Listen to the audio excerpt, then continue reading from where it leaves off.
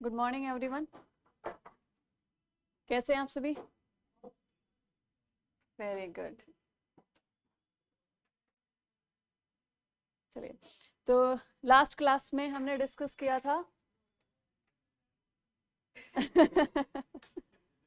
General Dyer को खत्म किया था। ओके, बदला लिया था, तो जलियांवाला बाग हत्याकांड का बदला हो गया था। चलिए ठीक है। गुड मॉर्निंग निशा। और ये नाम लिखिए भाई, आपने अपना नाम लिखा हुआ है प्लेयर। चलिए ठीक है। रुखसार गुड मॉर्निंग जी। बिल्कुल सभी के लिए है ये क्लास। थैंक यू निशा।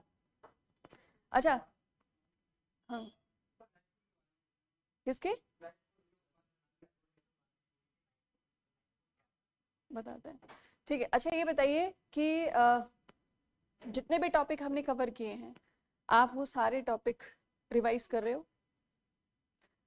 जितने भी फैक्ट्स, जितने भी कॉन्सेप्ट्स हम डिस्कस कर रहे हैं, सारा बताओ।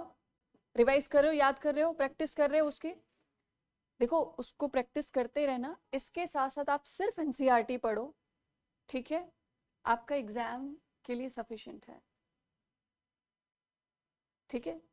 और प्रैक्टिस करिए, पीटी और मेंस दोनों का काम हो जाएगा, ठीक है? मैं पूरी कोशिश करती हूँ कि जितने फैक्ट्स भी इंपॉर्टेंट है पीटी पॉइंट ऑफ व्यू से, वो फैक्ट्स भी क्लास में डिलीवर करूँ, ठीक है?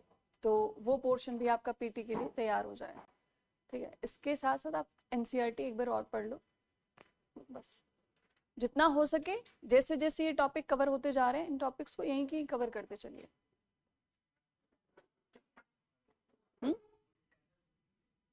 कोई जरूरत नहीं है। क्या करोगे इनकी इतनी किताबें पढ़कर? नहीं, कोई जरूरत नहीं। एनसीईआरटी और क्लास काफी। ऑप्शनल पढ़ोगे तो उसके लिए बुक्स रिक्वायर्ड है, ठीक है? अभी जीएस के लिए तो इतना सफिशिएंट है, ठीक है? चलिए, तो कल हमारा टॉपिक आधा रह गया था, ठीक है? और आज का भी एक नया टॉपिक है। तो आज की क्लास में हम दो चीजें डिस्कस करने वाले हैं। पहला तो खिलाफत आंदोलन और उसके साथ असहयोग आंदोलन, और उसके बाद जो आज का हमारा मेन टॉपिक होगा, दैट विल बी क्रांतिकारी राष्ट्रवाद।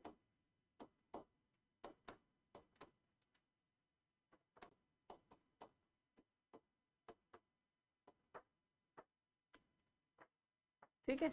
और इससे पहले हम डिस्कस करेंगे खिलाफत और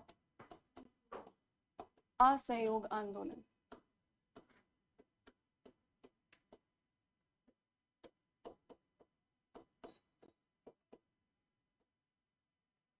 ठीक है? फिर आपके जो भी एडिशनल डाउट्स हैं, क्लास के बाद हम वो डाउट्स आपके सारे सॉल्व करेंगे, ठीक है? क्लियर? अच्छा, तो पहले चलिए शुरू करते हैं खिलाफत आंदोलन और असहयोग आंदोलन को, और इसके बाद फिर क्रांतिकारी राष्ट्रवाद। ये दोनों ही जो टॉपिक्स हैं, वैसे तो हिस्ट्री का हर टॉपिक इंपॉर्टेंट होता है, ठीक है? लेकिन फैक्चुअल पोर्शन यहाँ पे ज्यादा होगा, ठीक है? और जो असहयोग आंदोलन है, यहाँ से मेंस के क्वेश्चन की प्रोबेबिलिटी बहुत ज्यादा हो जाती है। असहयोग आंदोलन में जन भागीदारी कैसी थी, उससे रिलेटेड, ठीक है? क्रांतिकारी राष्ट्रवाद में पीटी से रिलेटेड प्रोबेबिलिटी ज्यादा होती है कि जो प्रारंभिक परीक्षा होगी वहां क्वेश्चन ज्यादा पूछे जाएंगे। कहां से? क्रांतिकारी राष्ट्रवाद से। मेंस के पॉइंट ऑफ व्यू से ये टॉपिक कैसे इंपॉर्टेंट है? मेंस में क्रांतिकारी राष्ट्रवाद का राष्ट्रीय आंदोलन में या स्वतंत्रता संघर्ष में योगदान पूछा जा सकता है, इसकी भूमिका पूछी जा सकती है, ठीक है? क्योंकि इनके तरीके नरमपंथी और गर्मपंथी दोनों से ही बिल्कुल अलग तरीके थे इनके। तो उन तरीकों का, ठीक है, उस आइडियोलॉजी, उस विचारधारा का भारत के स्वतंत्रता संघर्ष में कितना योगदान रहा, ठीक है? जो आप राजगुरु, सुखदेव, भगत सिंह, वो सब जितने भी हैं वो सब यहीं पे आएंगे,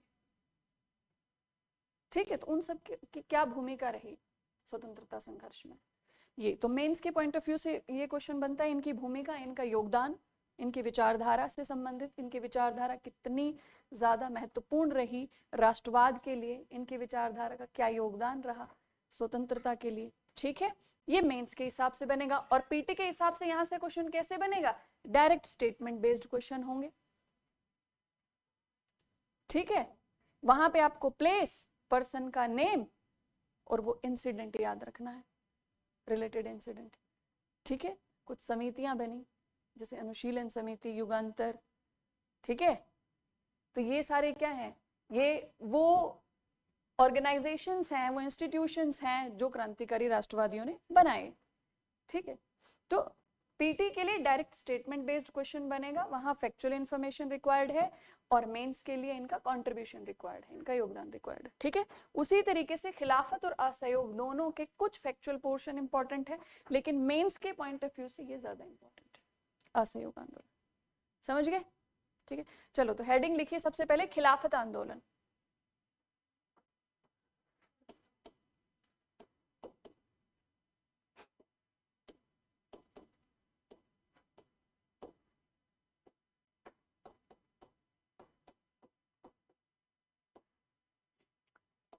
इसकी शुरुआत हुई थी 1919 में।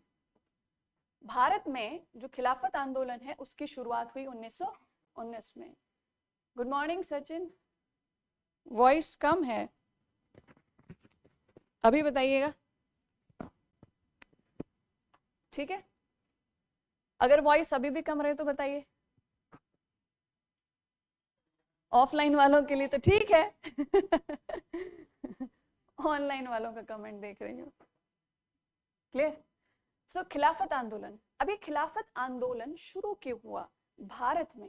ठीक है, इसका मतलब क्या है, ये खिलाफत जो शब्द है ये किसी के खिलाफ की बात थी क्या? नहीं, ये खलीफा के पद के लिए, उनके अधिकारों के लिए, उनके सम्मान के लिए वैश्विक स्तर पर जो मुस्लिम समुदाय था उसने विरोध करना शुरू किया था, उसने आंदोलन करना शुरू किया था।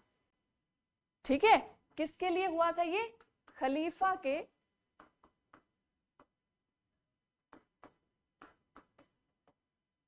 पद के सम्मान को बनाए रखने के लिए।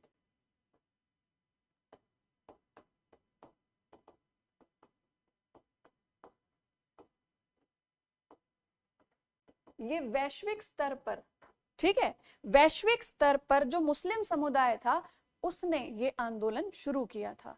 ठीक है, अब इसी वैश्विक स्तर के आंदोलन को समर्थन देने के लिए भारत में भी मुस्लिम समुदाय ने क्या किया? इस आंदोलन की भारत के अंदर शुरुआत की। समझ में आ रहा है? ठीक है, अब कारण देखते हैं कि आखिर में खलीफा के पद को या खलीफा के सम्मान को खतरा क्या था कि वैश्विक स्तर के जो मुस्लिम समुदाय थे वो आंदोलन कर रहे थे, है ना? तो कारण जानना जरूरी है। कारण, एक तो कारण, दूसरा ये जानना जरूरी है कि किसके विरुद्ध था ये आंदोलन। तो इसका कारण था प्रथम विश्व युद्ध का परिणाम। कारण क्या था इसका? प्रथम विश्व युद्ध का परिणाम। मतलब प्रथम विश्व युद्ध में क्या हुआ था? जब हमने देखा कि जैसे जर्मनी, इटली हार गए थे, उन्हीं के साथ साथ तुर्की साम्राज्य की भी हार हो गई थी। इसी तुर्की साम्राज्य को क्या कहा जाता था? ओटोमन। ओटोमन साम्राज्य भी कहा जाता था। अच्छा, अभी वॉइस क्लियर है? बता देना। ठीक है, तो फर्स्ट वर्ल्ड वॉर हुआ और फर्स्ट वर्ल्ड वॉर खत्म हुआ 1918 में। जब वर्ल्ड वॉर खत्म हुआ तो जो ओटोमन एम्पायर था वो भी हार गया। अब एक तरफ हारने वालों में कौन कौन हो गए? जर्मनी, इटली हो गए, ओटोमन तुर्क हो गए। वहीं दूसरी तरफ जीतने वालों में कौन शामिल थे? ब्रिटेन, फ्रांस, है ना? मेनली यूएस से भी शामिल हो गया था। ठीक, अब ब्रिटेन की पोजीशन सबसे स्ट्रांग मान के चली फर्स्ट वर्ल्ड वॉर, और जैसे ही ब्रिटेन जीता, ठीक है, वैसे ही इन्होंने क्या किया? जर्मनी के ऊपर अलग से संधि थोपी गई, ठीक है, वर्साई की संधि। इटली के ऊपर संधि अलग से थोपी गई। उसी तरीके से ओटोमन साम्राज्य के ऊपर भी संधि थोपी गई। ठीक है। और ओटोमन साम्राज्य की जो टेरिटरीज थी, जो पूरा उसका साम्राज्य था, सीमा क्षेत्र था, उस साम्राज्य को हड़प लिया गया था। जो विजेता जो राष्ट्र थे उनके द्वारा उसको हड़प लिया गया था। और ये मान के चलिए कि ओटोमन साम्राज्य जो कुछ यूरोप का भी हिस्सा था, एशिया का भी हिस्सा था, ठीक है, और अफ्रीका के भी कुछ हिस्सों में ओटोमन साम्राज्य की स्थापना हो चुकी थी, इतना क्षेत्र विस्तार था उनका। तो जब जीत गए थे ब्रिटिशर्स और उनके जो भी अलाइड नेशंस थे, सहयोगी राष्ट्र थे, तो उन्होंने क्या किया, ओटोमन साम्राज्य की सीमाओं को छीन लिया और वो एकदम कम करके उसको कितना कर दिया, सिर्फ जो आधुनिक जो टर्की है, तुर्की है, वहां तक सीमित उसे कर दिया। ठीक है, तो एक तो ओटोमन साम्राज्य का विनाश हो गया, ओटोमन साम्राज्य नष्ट हो गया प्रथम विश्व युद्ध के बाद। ठीक है, तो यहां पे आप लिख सकते हो इसके परिणाम में क्या लिखोगे, ओटोमन साम्राज्य का विनाश, पतन लिख लेना, पतन। और जैसे ही ओटोमन साम्राज्य का पतन हुआ, ये जो ओटोमन साम्राज्य था ये कैसा साम्राज्य था, मुस्लिम साम्राज्य था। ठीक है, और ये समझ लीजिए कि जो तुर्की के जो खलीफा थे, ठीक है, तुर्की में खलीफा का पद था और तुर्की के जो खलीफा थे उनको पूरे विश्व में मुस्लिम समुदाय का, पूरे विश्व में मुस्लिम धर्म का नेता माना जाता था, खलीफा के पद को। अब जैसे ही ओटोमन साम्राज्य का पतन हुआ, वैसे ही किसकी पोजीशन डाउन हुई, ब्रिटिशर्स ने और उनके सहयोगी राष्ट्रों ने क्या कर दिया, खलीफा के पद की गरिमा को कम कर दिया, उनकी पावर्स उनसे छीन ली गई। अब इसी बात का डर हो गया कि कहीं ऐसा ना हो कि खलीफा को नुकसान हो जाए, खलीफा के पद को नुकसान हो जाए, तो पूरे विश्व में जो मुस्लिम ब्रदरहुड है, ठीक है, जो बंधुत्व है समुदाय का आपस में जो मेल जोल है, इसको कौन चलाएगा, इसको कौन लीड करेगा, नेतृत्व कौन करेगा। तो जितने भी पूरे विश्व में मुस्लिम समुदाय था वो ब्रिटिश, मेनली ब्रिटिश और उसके सहयोगी राष्ट्रों के खिलाफ हो गया। अब यही जब बातचीत जब भारत तक पहुंची, जब ये सूचना भारत तक पहुंची, क्योंकि भारत भी इनडायरेक्टली क्या था, इस विश्व युद्ध का हिस्सा था। अब आप सेंटिमेंट सोच के देखिए, भारत के सेंटिमेंट सोच के देखिए, एक तरफ भारत में भी मुस्लिम जनसंख्या, दूसरी तरफ भारतीय सैनिक ही ब्रिटिश फोर्स के नाम से कहां गए, विश्व युद्ध का हिस्सा बने, ब्रिटेन की जीत में हिस्सेदार रहे, और वहीं दूसरी तरफ भारत की जनसंख्या, मुस्लिम जनसंख्या भी। अब माहौल भारत के अंदर ऐसा बन गया, समझ में नहीं आ रहा था कि ये किधर का राष्ट्रवाद है या धर्म के प्रति भाव है, ये क्या हो रहा है। भारत के अंदर इस खिलाफत आंदोलन, जो वैश्विक स्तर पर जो खिलाफत आंदोलन चल रहा था, इसके समर्थन में भारत में खिलाफत कमेटीज का गठन होना शुरू हुआ। ठीक है, सबसे पहले बॉम्बे में खिलाफत कमेटी का गठन हुआ। ठीक है, लिखो, ये 2 पॉइंट लिखे हैं ना आपने, इसके सामने के लिए जगह छोड़ देना या फिर लिख लो ब्रिटिश, बस इतना काफी है, ब्रिटिश। ठीक है, और नेक्स्ट लाइन यहां से लिखना शुरू करिए, लिखो खलीफा के, ऑनलाइन वाले भी सभी नोट्स बनाए, लिखो खलीफा के सम्मान के समर्थन में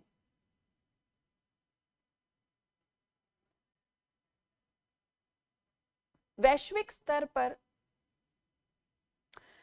मुस्लिम समुदाय के द्वारा, वैश्विक स्तर पर मुस्लिम समुदाय के द्वारा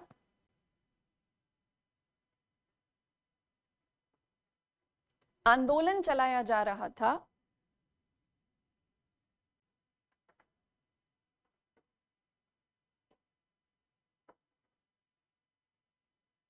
इसी आंदोलन के समर्थन में भारत में भी, इसी आंदोलन के समर्थन में भारत में भी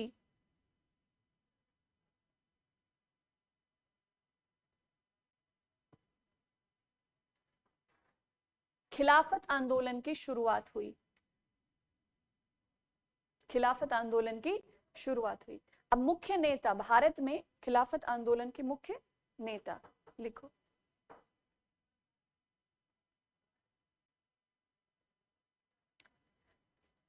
लिखो भारत में खिलाफत आंदोलन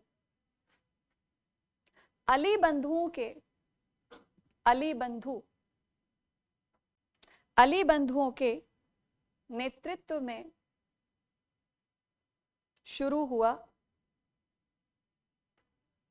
अली बंधुओं के नेतृत्व में शुरू हुआ, अली ब्रदर्स।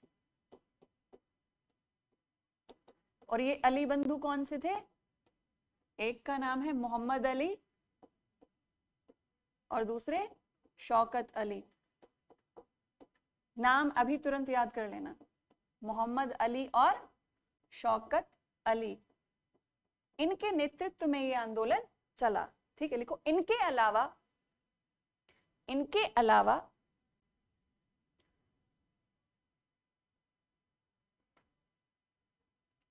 अबुल कलाम आजाद,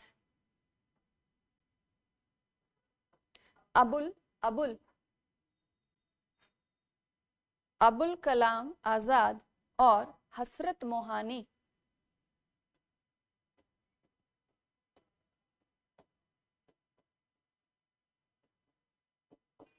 भी इस आंदोलन का हिस्सा थे।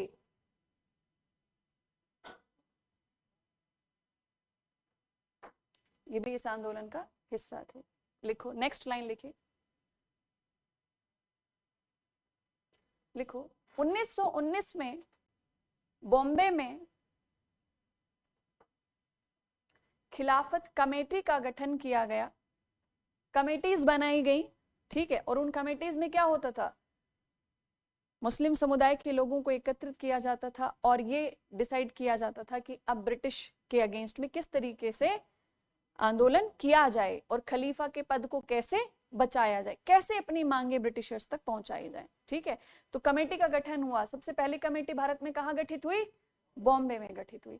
अब आप सोच के देखिए भारत के अंदर, अब इंडिया का मैप आप इमेजिन करिए और आप सोचिए कि इंडिया की जो पॉपुलेशन थी उस समय आज के हिसाब से सबसे ज्यादा तो हिंदू पॉपुलेशन और उसके बाद सेकंड मेजॉरिटी किसकी थी? मुस्लिम पॉपुलेशन की। अब एक तरफ जो मुस्लिम जनता है उसके अंदर असंतोष की भावना है किसके खिलाफ? ब्रिटिश शासन के विरुद्ध। और दूसरी तरफ भारत में ही भारतीय सैनिकों ने या नरमपंथी विचारधारा के लोगों ने इस युद्ध में ब्रिटिशर्स का सहयोग किया। अब आप बताइए, अब किस तरीके की आपको जो राष्ट्रवादी विचारधारा लग रही होगी या भारतीयों के अंदर कैसे विचार लग रहे होंगे? आपस में संदेह लग रहा होगा ना, डाउट हो रहा होगा ना एक दूसरे के प्रति कि है किसके पक्ष में। अब जो मुस्लिम समुदाय था उनको ये डर था कि कहीं ऐसा ना हो कि ब्रिटिशर्स, क्योंकि अब कैसे हो रहे हैं? एंटी मुस्लिम हो रहे हैं, एंटी खलीफा हो रहे हैं, तो एंटी खलीफा जो इनका जो रुख है वो कैसा हो जाए? एंटी मुस्लिम हो जाए। समझ रहे हो? समझ में आई बात? अगर खलीफा के पद के खिलाफ ब्रिटिश एक्शन ले रहे हैं, ठीक है, तो खलीफा किसके हैं? मुस्लिम समुदाय के। अब खलीफा के पद के लिए ब्रिटिश एक्शन ले रहे हैं तो ब्रिटिश के विरुद्ध कौन एक्शन ले रहा है? पूरे विश्व के स्तर पर मुस्लिम समुदाय। अगर इसका रिएक्शन हुआ तो रिएक्शन क्या होगा? भारत में अगर इसका रिएक्शन हुआ तो ब्रिटिश क्या करेंगे? जो मुस्लिम समुदाय है उसके विरोध में प्रतिक्रिया देगा कि नहीं देगा? देगा कि नहीं देगा? पीछे समझ में आया? ऑनलाइन में समझ में आया? देखो अब छोटे बच्चों की तरह समझाते हैं। वर्ल्ड वॉर फर्स्ट हुआ, ठीक है, और इसके खत्म होने के बाद खलीफा का जो पद है, ठीक है, ये कैसा हो गया? इस पद का जो मान है वो कैसा कर दिया ब्रिटिशर्स ने? इसकी पोजीशन, इसका स्तर क्या कर दिया? कम कर दिया। अब ब्रिटिश का ये जो एक्शन था, ठीक है, इनका खलीफा के विरुद्ध एक्शन, ये एक्शन कहां के लिए था? ओटोमन साम्राज्य के लिए था। वहां तुर्की के खलीफा के विरुद्ध एक्शन था, ठीक है, उस एक जगह के लिए था। लेकिन क्योंकि ये धर्म से जुड़ा हुआ मुद्दा था, खलीफा का पद क्या था, ये पॉलिटिकल और रिलीजियस दोनों होता है, पॉलिटिकल भी होता है और रिलीजियस भी होता है, राजनीतिक और धार्मिक दोनों ही शक्तियां खलीफा में निहित होती हैं, ये याद रखना। लगता क्या है कि पूरे तरीके से कैसा है, धार्मिक है, नहीं, ये धार्मिक के साथ साथ राजनीतिक पद भी माना जाता है, ठीक है, दोनों ही शक्तियां इसमें शामिल होती हैं। अब वर्ल्ड वॉर के खत्म होने के बाद जो एक्शन था वो तो कैसा था, पॉलिटिकल। ब्रिटिश का जो एक्शन था वो कैसा था, पॉलिटिकल था। भाई दो साम्राज्य लड़ रहे हैं, चाहे एक ओटोमन साम्राज्य हो, दूसरी तरफ ब्रिटिश हो, दो लड़ रहे हैं, जो विजेता होगा वो हारने वाले की शक्ति को कम करेगा कि नहीं करेगा। जर्मनी का तो लगभग सर्वनाश कर दिया था, समझ रहे हो। तो वैसा ही उन्होंने क्या किया, ओटोमन्स के साथ कर रहे थे। वो जो एक्शन था वो पॉलिटिकल था नेचर में, उसका स्वरूप राजनीतिक था। लेकिन क्योंकि खलीफा का पद क्या था, मुस्लिम धर्म में मुस्लिम समुदाय के जितने लोग हैं उन सब के नेता का पद माना जाता है। ये खलीफा पूरे मुस्लिम समुदाय के नेता माने जाते हैं। और ये क्या है, ये एक धार्मिक मुद्दा है। तो ब्रिटिश का एक्शन हुआ राजनीतिक, लेकिन लोगों की कौन सी भावनाएं आहत हो गई, धार्मिक भावनाएं आहत हो गई। और कहां पे, क्या सिर्फ ओटोमन साम्राज्य में रहने वाले लोगों की, नहीं, पूरे विश्व में जितने मुस्लिम थे, ठीक है, उन सब की धार्मिक भावनाओं को ठेस पहुंची और उन सब ने किसके अगेंस्ट में एक्शन लेना शुरू कर दिया, ठीक है, जितने भी मुस्लिम थे वैश्विक स्तर पर उन्होंने ब्रिटिश के अगेंस्ट में एक्शन लेना शुरू कर दिया। अब जब वैश्विक स्तर पर ब्रिटिश के अगेंस्ट में एक्शन लिया जा रहा था तो भारत में भी तो मुस्लिम जनसंख्या रहती थी, तो भारतीय मुसलमानों ने भी इनका समर्थन किया। अब जब इनका समर्थन करेंगे तो किसके विरोध में कर रहे हैं, ब्रिटिश के विरोध में।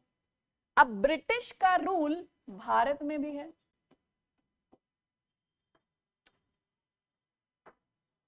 ठीक है, और भारत में मुस्लिम भी हैं और भारतीय उपनिवेश भी हैं, भारतीय लोग उपनिवेश भी थे और उपनिवेश होने के नाते ब्रिटिश का युद्ध में समर्थन भी कर रहे थे।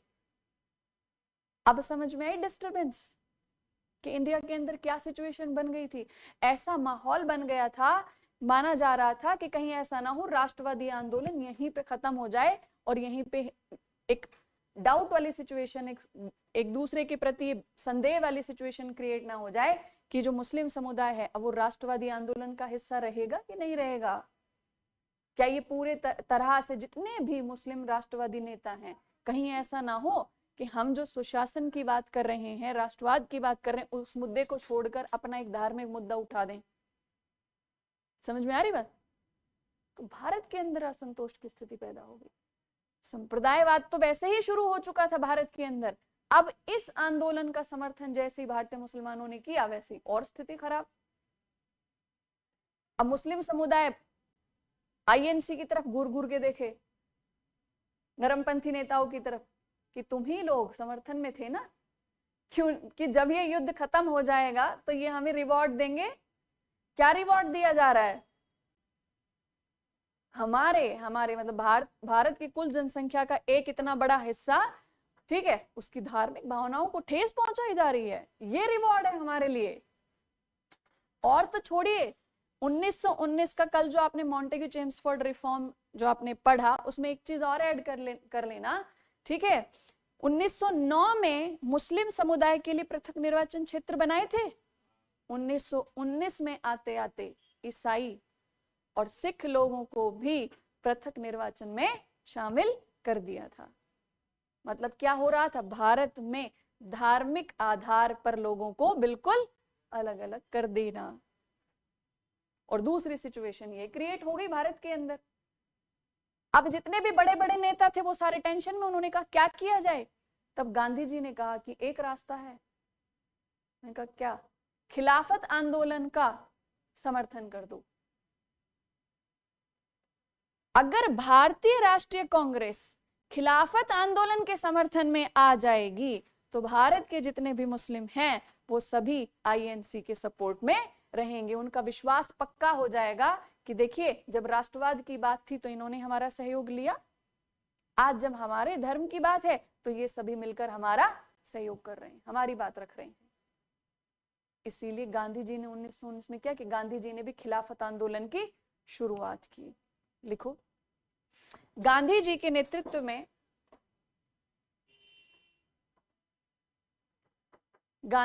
नेतृत्व में भारतीय राष्ट्रीय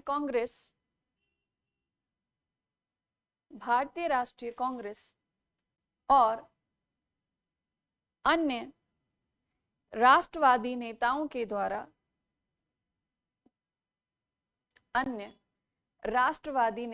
द्वारा इस खिलाफत आंदोलन का समर्थन किया गया। ठीक है, लिखो, नवंबर 1919 में गांधी जी के नेतृत्व में अखिल भारतीय खिलाफत सम्मेलन, नवंबर 1919, और एग्जैक्ट अगर डेट में मेंशन करना चाहते हो, यूपीएससी में तो नहीं आता लेकिन पीसीएस वगैरह में 22-23 नवंबर, 22 से 23 नवंबर,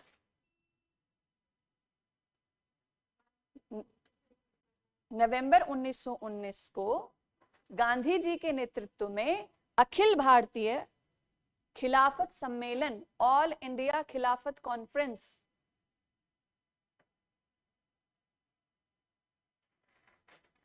वेरी गुड। कल किसी बच्चे ने बोला था मैम हम ऑनलाइन वालों की तरफ ध्यान नहीं देती। ठीक है, मैं आपके मैसेजेस देखती रहती हूँ। ठीक है, ऐसा नहीं है कि मैं आपकी तरफ ध्यान नहीं देती। अब बीच बीच में आप लोगों को कमेंट नहीं करती हूँ, ये अलग बात है, लेकिन चलिए ठीक है, बीच बीच में कमेंट कर दिया करूंगी, आपको लगेगा कि मैम ध्यान देती है।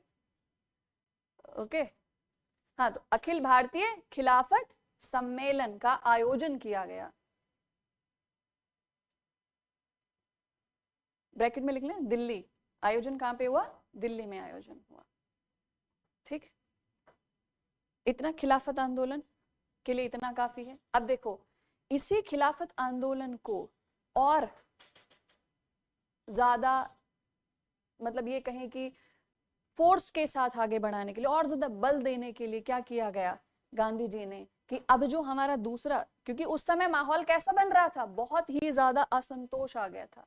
ठीक है, लिखो, उस समय की स्थिति, तात्कालीन स्थिति के नाम से एक हेडिंग बनाइए, तात्कालीन स्थिति।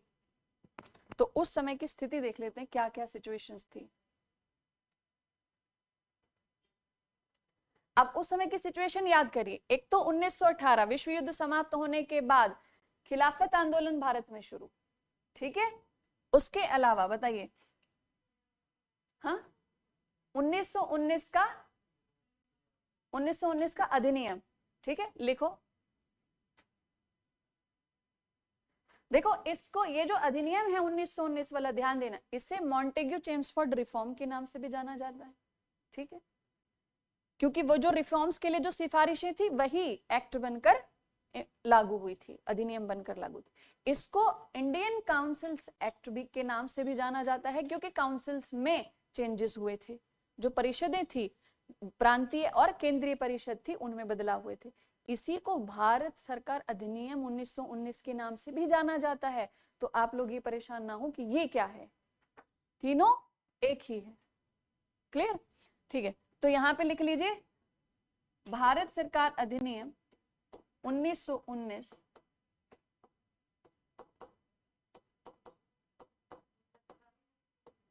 हाँ, उस समय की स्थिति, बिल्कुल तात्कालीन स्थिति में। पहला पॉइंट हमने क्या लिखा? गवर्नमेंट ऑफ इंडिया एक्ट 1919, और यही मॉन्टेग्यू चेम्सफोर्ड रिफॉर्म है, और यही इंडियन काउंसिल एक्ट है, भारतीय परिषद अधिनियम 1919 है। इसमें क्या किया गया था? एक तरफ तो प्रतिनिधित्व में बढ़ोतरी की गई थी, लिखो, एक तरफ प्रतिनिधित्व में बढ़ोतरी और दूसरी तरफ प्रतिनिधित्व में वृद्धि। ठीक है, and on the other side दूसरी तरफ क्या किया था, ईसाई और सिख लोगों को भी पृथक निर्वाचन क्षेत्र में शामिल कर लिया। तो ऐसे किसी के लिए धर्म के नाम पर, रिलीजियस बेसिस पर अगर निर्वाचन मंडल या आप आरक्षण दे रहे हो चुनाव के लिए, तो वो स्थिति बिल्कुल भी सही नहीं है, क्योंकि जरूरी तो नहीं जिस क्षेत्र में उनकी बहुलता हो, वो मेजॉरिटी में हो, तो और कोई लोग वहां पे रहते ना हो, ये ठीक नहीं है। तो उनके राजनीतिक अधिकारों का क्या, समझ में आ रही है बात। तो यहां पर दूसरी तरफ on the other side, on the other side British played communal game, लिख लो, शासन के द्वारा, दूसरी तरफ शासन के द्वारा संप्रदायवाद में बढ़ोतरी, संप्रदायवाद,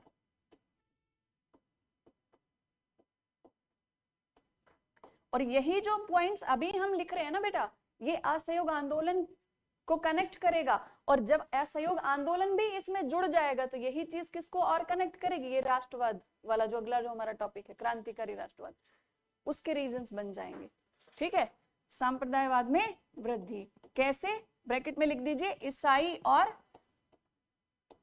सिख, ईसाई और सिख धर्म के लिए, धर्म के लोगों के लिए पृथक, लोगों के लिए पृथक निर्वाचन मंडल। ठीक है, ये पहला। दूसरा, अब इसका रिजल्ट क्या हुआ, डिस्कंटेंट, असंतोष की स्थिति उत्पन्न हुई इसकी वजह से, क्योंकि भारतीयों को आप फिर क्या कर रहे हो, धर्म के आधार पर अलग अलग कर रहे हो। तो एक भारत के अंदर क्या हुआ, असंतोष की स्थिति इससे उत्पन्न हुई। ठीक है, दूसरा पॉइंट, रॉलेट एक्ट, और रॉलेट एक्ट के लिए भारतीयों की प्रतिक्रिया कैसी थी, समर्थन में थे कि विरोध में थे, विरोध में थे। तो यहां पर भी भारतीयों के अंदर कैसी कैसी फीलिंग्स आई, डिस्कंटेंट वाली, ठीक है, नाराजगी वाली, असंतोष वाली। उसके अलावा रॉलेट एक्ट के बाद क्या हुआ, जब इसके विरोध में प्रदर्शन जनता करने लगी तो ब्रिटिशर्स की तरफ से एक और ऐसी घटना हुई, कौन सी, जलियांवाला बाग हत्याकांड। तो लिखो, जलियांवाला बाग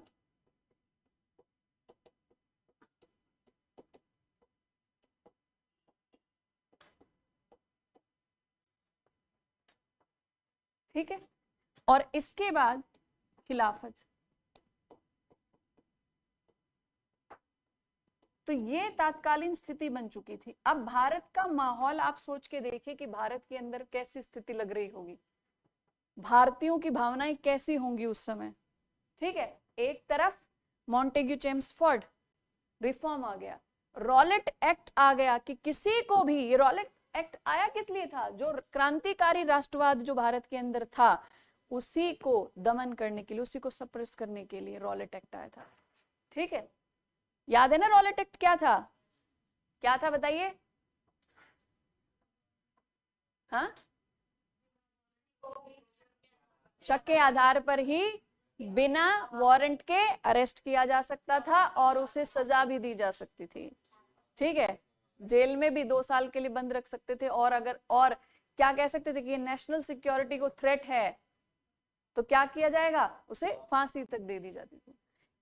ये जो रॉलेट एक्ट है इसने किसको बहुत एक्सट्रीम पावर्स दे दी, पुलिस प्रशासन को। ठीक है, पुलिस प्रशासन को बहुत ज्यादा शक्तियां दे दी। तो इसकी वजह से नाराजगी, फिर जलियांवाला बाग हत्याकांड में जनरल डायर ने जो आदेश दिया उसकी वजह से, और फिर खिलाफत मतलब खलीफा के पद की जो गरिमा उन्होंने नष्ट की थी उसके अगेंस्ट में भी भारतीयों के अंदर गुस्सा और नाराजगी। तो ये सारी सिचुएशन भारत के अंदर चल रही थी। अब इसी को देखते हुए, और भारत में ये भी डर लग रहा था कहीं ऐसा ना हो हिंदू और मुस्लिम जनसंख्या आपस में लड़ने लग जाए, तो गांधी जी ने क्या कहा कि आईएनसी इस आंदोलन में समर्थन कर दे, इंडियन नेशनल कांग्रेस। अब आईएनसी क्यों, क्योंकि आईएनसी उस समय अखिल भारतीय स्तर पर राजनीतिक मंच था। तो अगर अखिल भारतीय स्तर के नेता अलग अलग क्षेत्रों के, अलग भाषा संस्कृति वाले, अलग धर्म वाले नेता अगर सबके सब खिलाफत आंदोलन को समर्थन करेंगे तो यूनिटी बनी रहेगी। भारत के अंदर, भारतीयों के अंदर एकता को सुदृढ़ करने के लिए ये कदम उठाया गया था। समझ में आ रहा है? अब इसी के बाद ये जो राष्ट्रवादी जो आंदोलन था, इसको और आगे बढ़ाने के लिए असहयोग आंदोलन की शुरुआत की गई गांधी जी के द्वारा। लिखो असहयोग आंदोलन।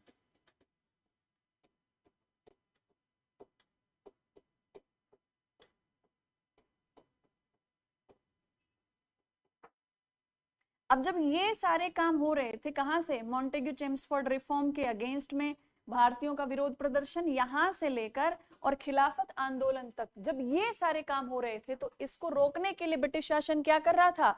वो कठोर नीति अपना रहा था, दमन की नीति, हिंसक नीति। ठीक है, किसी को भी उठा के जेल में भर दिया, मार पिटाई कर दी, ये शासन की प्रतिक्रिया रही।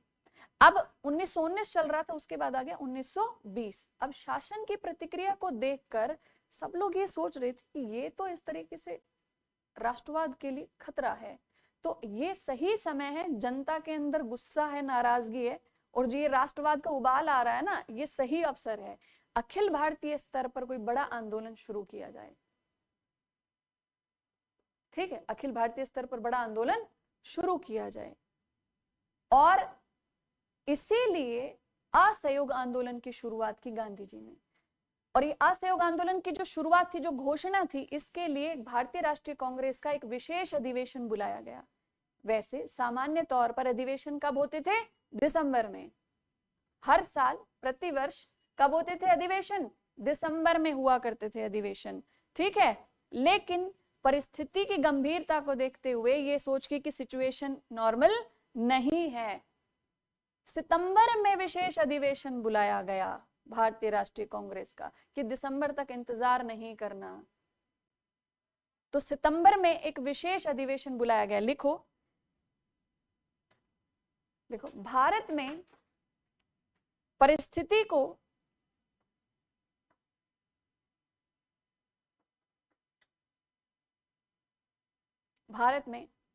तत्कालीन परिस्थिति को देखते हुए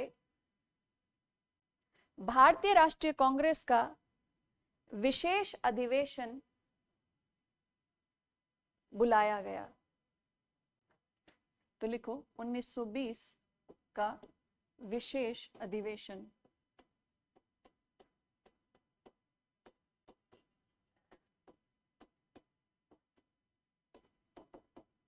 कलकत्ता। कहां पे हुआ था ये? कलकत्ता में। ठीक है, और कब हुआ? सितंबर। ये फैक्चुअल पोर्शन इंपॉर्टेंट है पीटी के अकॉर्डिंग। ठीक है, 1920 में जो विशेष अधिवेशन बुलाया गया था, वो कहां बुलाया गया था? तो ये सितंबर में बुलाया गया था। कहां पर? कलकत्ता में अधिवेशन बुलाया गया था। अब विशेष रूप से बुलाया है, कोई इमरजेंसी के नाम पर अगर कहा गया है कि सबके सब इकट्ठे हो, कोई अर्जेंट मैटर है, डिस्कस करना है, ठीक है, तो यहां पर उद्देश्य क्या था इसका? क्या किया गया है इस विशेष अधिवेशन में? तो इस विशेष अधिवेशन में भारत में, लिखो, इस विशेष अधिवेशन के दौरान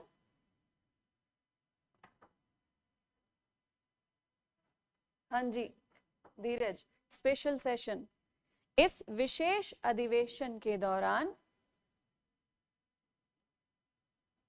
भारतीयों में एकता को सुदृढ़ करने, भारतीयों में एकता को सुदृढ़ करने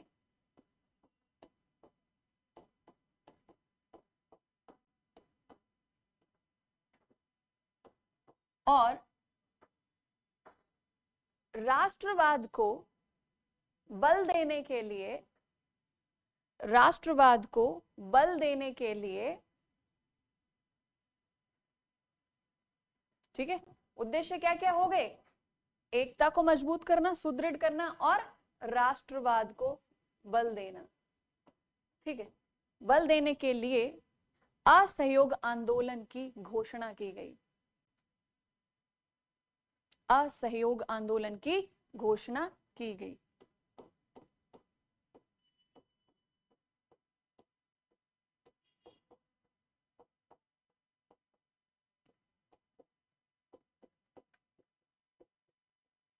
ठीक है, अब इस नाम पर फोकस करिए, असहयोग आंदोलन, मतलब एक ऐसा आंदोलन जो किसके लिए किया गया है, असहयोग।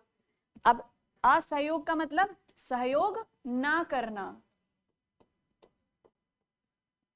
इसको स्प्लिट करिए, क्या हो गया, असहयोग, सहयोग नहीं करेंगे।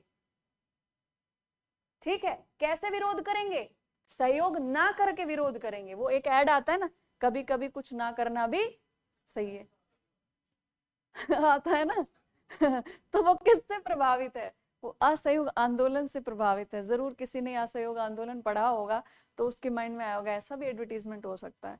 देखो एडवर्टीजमेंट कितने जबरदस्त आते हैं आजकल ना, ध्यान आकर्षित करने के तरीके देखिए, एकदम से गाड़ी की इतनी तेज आवाज आती है और फिर आता है टायर का एडवर्टीजमेंट। ठीक है, मतलब उस ड्राइवर का कोई हुनर नहीं जिसने गाड़ी को बचा लिया। किसने बचाया, टायर ने बचाया। ठीक है, बहुत, ठीक है, कभी कभी तो लगता है ऐसा बड़ा दिमाग लगाते हैं एडवर्टीजमेंट के लिए। तो असहयोग का मतलब क्या, सहयोग नहीं करना। लेकिन आप मत सीखना कि हम भी सहयोग नहीं करेंगे, अपना सहयोग जरूर करना अब असहयोग किससे, शासन से। और किस प्रकार, लिखो असहयोग मतलब, असहयोग अर्थात, हाँ जी समीर बिल्कुल सही कह रहे हो, 5 स्टार का ये ऐड है शायद, ये है ना, कि कभी कभी कुछ ना करना भी अच्छा होता है। ठीक है, असहयोग अर्थात ब्रिटिश संस्थानों, अब देखो अगर आपने असहयोग का मतलब समझ लिया तो आप इस असहयोग आंदोलन में लोगों की क्या प्रतिक्रिया रही होगी सब समझ में आ जाएगा, आप खुद ही बोलते रहोगे। तो क्या इसमें ब्रिटिश संस्थानों, ब्रिटिश नीतियों या ब्रिटिश नीतियों एवं निर्णय डिसीजंस से असहयोग करना या निर्णयों का सहयोग ना करना।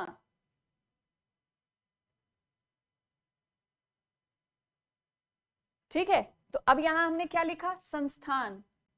तो जितने भी सरकारी संस्थान, शासन के द्वारा संचालित संस्थान, उनका सहयोग ना करने का मतलब क्या होगा यहां पर, जितने भी सरकारी संस्थान होंगे, मतलब चाहे वो कोर्ट हो, चाहे वो स्कूल हो, है ना, कॉलेज हो, वहां पर लोग क्या करेंगे, अपना अपना पद छोड़कर बाहर की, हम नहीं आ रहे यहाँ पर अपना काम करने, सहयोग नहीं किया जाएगा, किसी भी सरकारी संस्थान में सहयोग नहीं किया जाएगा। ठीक है, उसके अलावा जितने भी स्थानीय निकाय थे, जो लोकल बॉडीज थी, इलेक्शंस, है ना, जितने भी स्थानीय निकाय थे, उन सब में जितने भारतीय थे, उन्होंने भी क्या कहा कि हम भी इन स्थानीय निकायों से बाहर आते हैं। सबने रिजाइन कर दिए, त्याग पत्र दिए जाने लगे। ठीक है, वकीलों ने, सरकारी अध्यापकों ने, ठीक है, प्रोफेसर्स ने, सबने क्या किया, त्याग पत्र देना शुरू कर दिया। ठीक, जितने भी राजनीतिक निकाय थे वहां से भारतीय बाहर आने लगे, त्याग पत्र देकर राजनीतिक निकायों से बाहर आने लगे। ठीक, इसके अलावा जो ब्रिटिश नीतियां थी, जो पॉलिसीज थी, चाहे वो राजस्व से संबंधित हो, प्रशासन से संबंधित हो, इनमें सहयोग ना करने का मतलब क्या होगा बताइए, राजस्व नहीं देंगे। और अगर हार्श डिसीजन ले रहे हैं, कोई कठोर निर्णय ले रहे हैं भारतीयों के खिलाफ, ठीक है, तो उसमें भी सहयोग नहीं करेंगे, किसी भी प्रकार से आपका सहयोग नहीं किया जाएगा।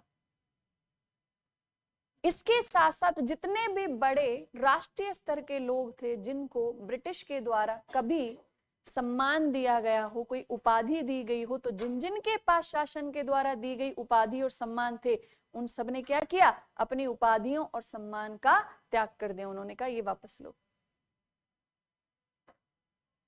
ठीक है, तो ये था असहयोग आंदोलन। तो जनता की कैसी भागीदारी रही होगी समझ में आ गया, हाँ समझ में आया ना।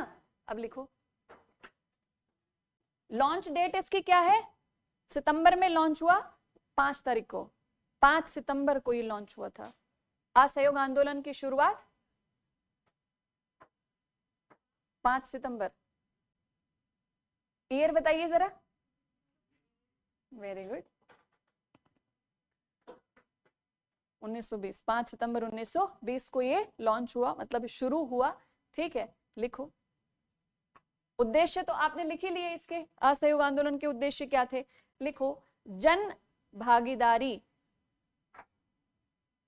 जन भागीदारी, हाँ जी,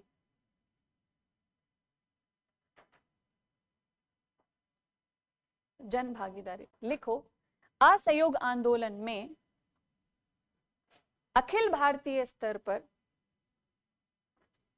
अखिल भारतीय स्तर पर लोगों ने हिस्सा लिया, अखिल भारतीय स्तर पर लोगों ने हिस्सा लिया।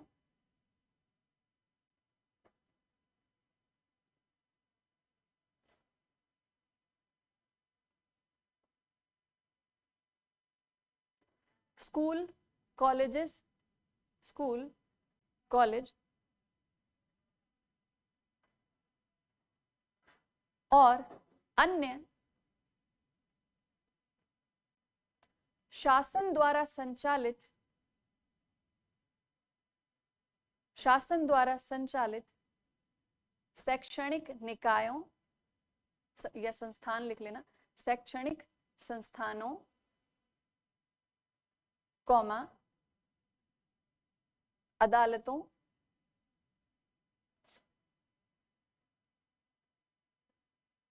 व प्रशासनिक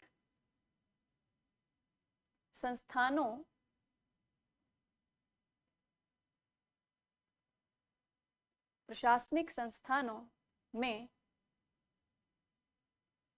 पदों का त्याग किया गया।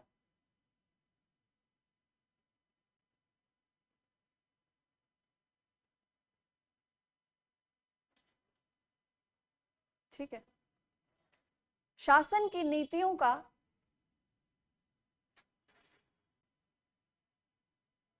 शासन की नीतियों का पालन ना करने की अपील की गई।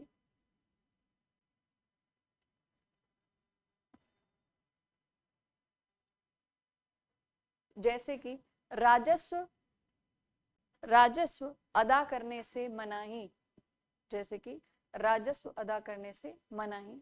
इसी में नेक्स्ट पॉइंट लिखो। शासन द्वारा दिए गए उपाधि और सम्मानों का त्याग किया गया।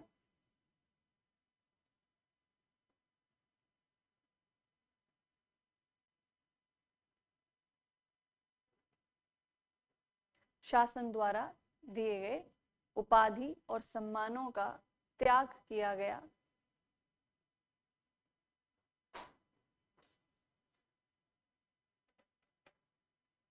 विदेशी वस्तुओं की दुकानों का त्याग किया गया।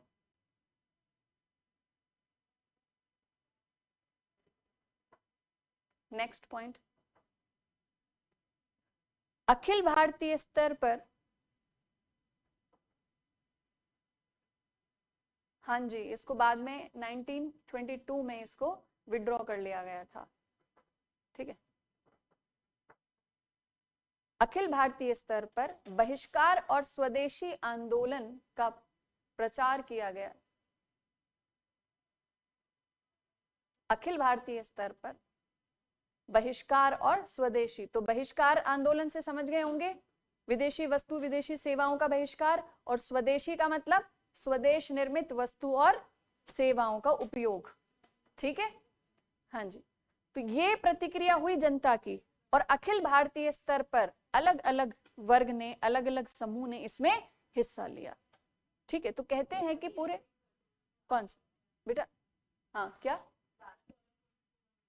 कौन सा बताओ, कहां तक रहे? आंदोलन का प्रसार, हाँ बोल दिया था मैंने, पूरा बोल दिया था। आप 1 मिनट इसको ऑन कर दीजिए, ये कोई ऑन कर दीजिए।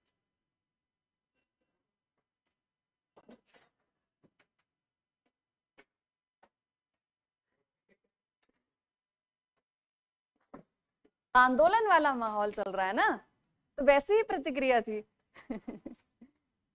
चलिए ठीक है, तो ये हुआ।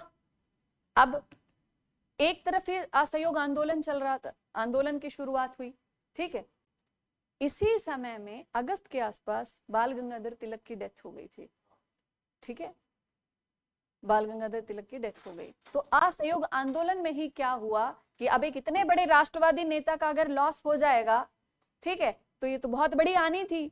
एक राष्ट्रवादी नेता नहीं रहे इतने बड़े स्तर पर, अब जनता का उनके प्रति प्रेम बहुत ज्यादा हो चुका था, बहुत लोकप्रियता उनको मिल चुकी थी। तो अब असहयोग आंदोलन में क्या हुआ, एक स्वराज फंड की स्थापना की गई, ठीक है, तिलक स्वराज फंड का गठन किया गया। लिखो,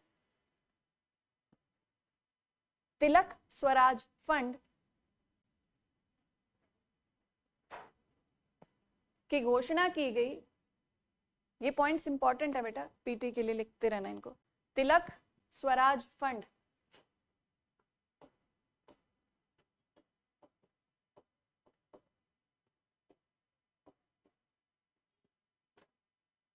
ठीक है, की घोषणा की गई।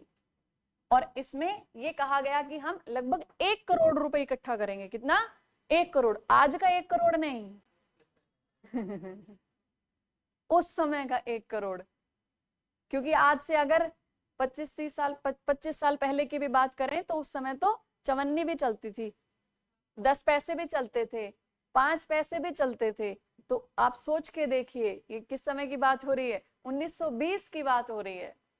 तो उस समय पैसों की कितनी कीमत होती होगी, पैसा फिर रुपया, और यहाँ पे कितने रुपया 1 करोड़, ठीक है। तो ये घोषणा की गई थी कि क्या बनाया जाएगा, एक तिलक स्वराज फंड। तो तिलक जी का नाम था, और ये किसके लिए था, स्वराज। तो क्यों बनाया गया था कि तिलक का सपना था भारत को स्वराज दिलाना। तो अब आप सोचिए कि जो जनता की जो भावनाएं थी ना, उनको कैसे यूटिलाइज किया गया था असहयोग आंदोलन में, कि कहीं वो स्वराज वाली बात, वो सुशासन वाली बात जनता के मन से हट ना जाए कि तिलक जी चले गए तो वो होता ना कि दुख तो था ही, और उससे सही अपॉर्चुनिटी में कन्वर्ट किया गया और एक स्वराज फंड बनाया गया, और ये कहा गया कि 1 करोड़ रुपए इकट्ठा किया जाएगा इसमें। तो सभी लोग क्या करो, डोनेशन दो तिलक स्वराज फंड में। और कहते हैं कि जितने की घोषणा थी, जितना लक्ष्य रखा गया था 1 करोड़, उससे कहीं ज्यादा रुपए उस फंड में इकट्ठा हुआ।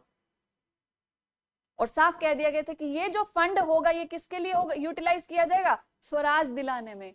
स्वराज, सुशासन की स्थापना, स्वदेशी आंदोलन को सपोर्ट किया जाएगा, स्वराज को सपोर्ट किया जाएगा, राष्ट्रवादी भावना का प्रसार करने में इस फंड का उपयोग किया जाएगा।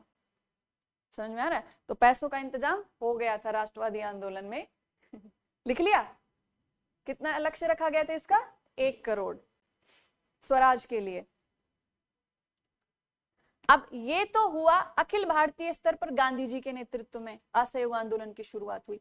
इस असहयोग आंदोलन को किसके साथ जोड़ दिया गया, खिलाफत आंदोलन के साथ जोड़ दिया गया। लिखो, स्टार मार्क करके नेक्स्ट पॉइंट लिखो, इस असहयोग आंदोलन को खिलाफत आंदोलन के साथ जोड़ दिया गया। गुड आफ्टरनून हो गई अभी तो, श्रुति सिन्हा, गुड आफ्टरनून।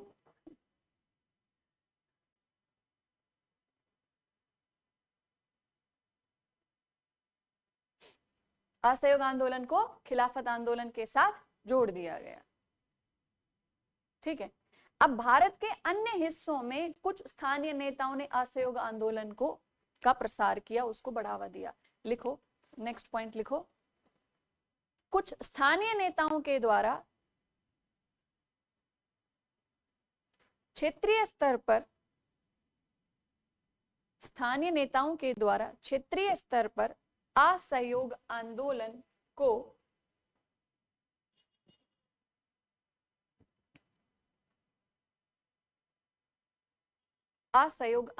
को बढ़ावा दिया गया। आप इसे कैसे लिखोगे, देखो यहां पर क्षेत्र का नाम लिखोगे, ठीक है, क्षेत्रीय स्तर पर जो असहयोग आंदोलन चलाए थे उन स्थानीय नेताओं के नाम, ठीक है, महत्वपूर्ण नेता, ऐसे एक लिस्ट बना लेना। मैं अभी नाम बोलती जाऊंगी, क्षेत्र का नाम बोलूंगी और उसके बाद उनसे संबंधित नेता का नाम, ठीक है। इसी तरीके से आप लिखते चलना, ऑनलाइन में भी सभी। अभी आपस में कमेंट नहीं, अभी क्षेत्र और नेताओं के नाम लिखो। ऑनलाइन वालों को बोल रही हूँ ये बात मैं। ठीक है, फिर कल के क्लास में बोलेंगे मैम आप फिर हमारे कमेंट पे ध्यान ही मत दिया करो, इससे अच्छा तो मैम को पता भी चलता रहेगा ना, आपस में भी बात करने लग जाते हैं कभी कभी। ठीक है, चलिए लिखिए पहला बंगाल, क्षेत्र में लिखिए बंगाल।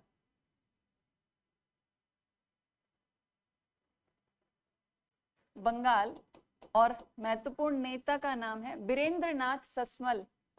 बीरेंद्रनाथ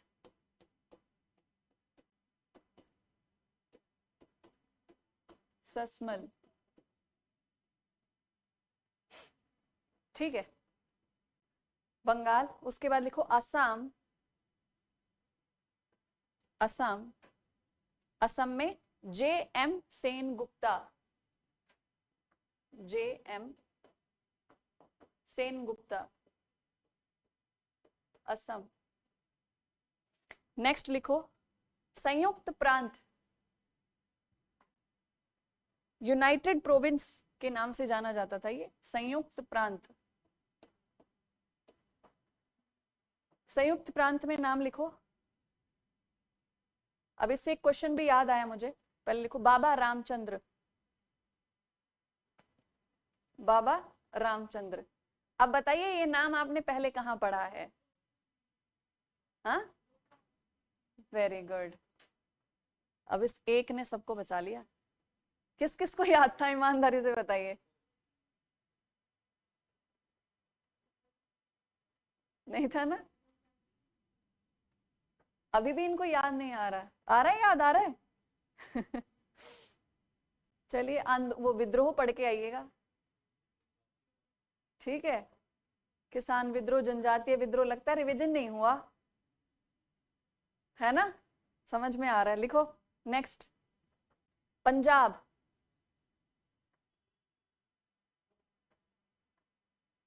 पंजाब में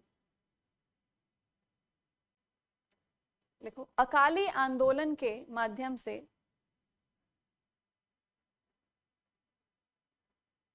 अकाली आंदोलन, अकाली आंदोलन किसके लिए चला था? गुरुद्वारा रिफॉर्म्स के लिए चला था। और उसी अकाली आंदोलन ने क्या किया था? असहयोग आंदोलन का भी समर्थन कर दिया था। लिखो, सिर्फ ये इतना लिखो, अकाली आंदोलन ने के माध्यम से असहयोग आंदोलन को समर्थन मिला।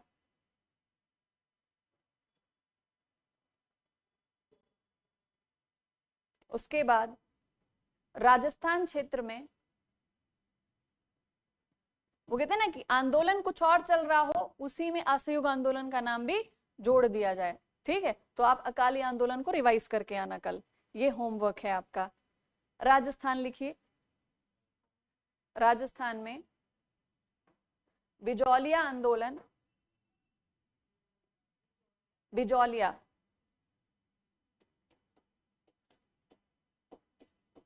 और भील आंदोलन। भील कैसे विद्रोह थे ये? जनजातीय थे ना? लिखो भील आंदोलन ने असहयोग आंदोलन को, असहयोग आंदोलन को बल प्रदान किया राजस्थान क्षेत्र में।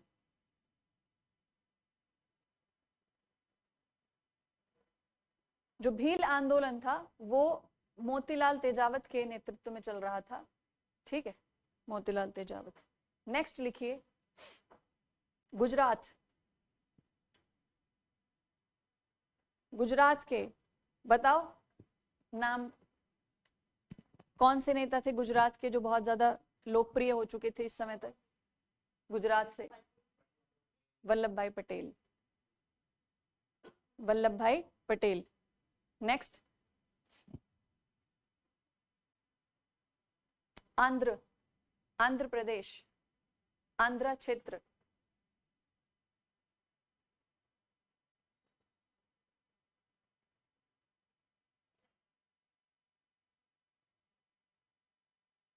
लिखो अल्लूरी,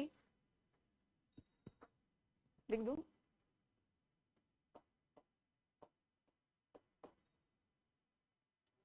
अल्लूरी सीताराम, हाँ जी, गुजरात में पटेल, लिखो अल्लूरी सीताराम राजू, एक ही नाम है ये, हाँ जी, सीताराम राजू। कहां से थे ये? आंध्रा से। नाम याद करिए, अभी जितने भी अभी लिख चुके हैं वो सारे नाम याद करिए। अभी जितना भी जिस जिस क्षेत्र में जिस जिस आंदोलन का सहयोग था, जिस व्यक्ति का सहयोग था, याद करिए फटाफट। सभी ऑनलाइन वाले भी रिवाइज करिए अभी।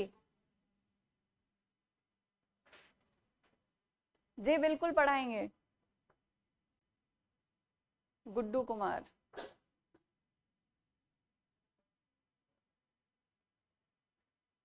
संयुक्त प्रांत में, बताइए।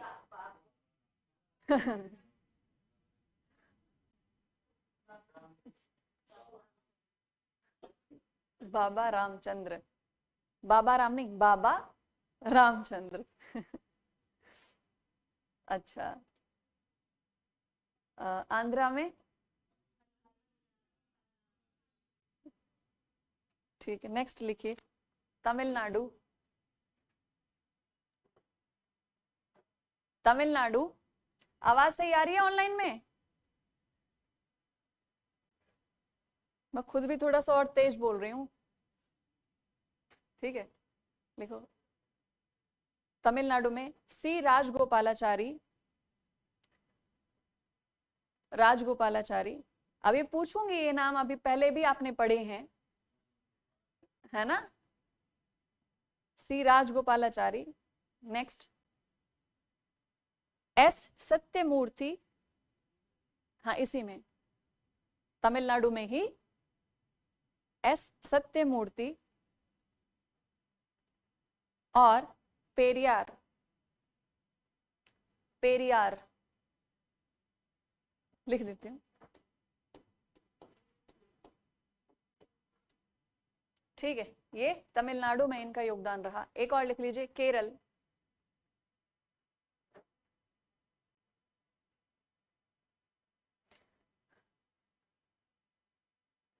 केरल में इस समय जो आंदोलन चल रहे थे केरल वाले क्षेत्र में, ठीक है, जैसे मोपला, है ना, तो उन्होंने ही असहयोग आंदोलन को भी सहयोग किया, समर्थन किया। लिखो केरल क्षेत्र में मोपला आंदोलन ने असहयोग आंदोलन को बल प्रदान किया।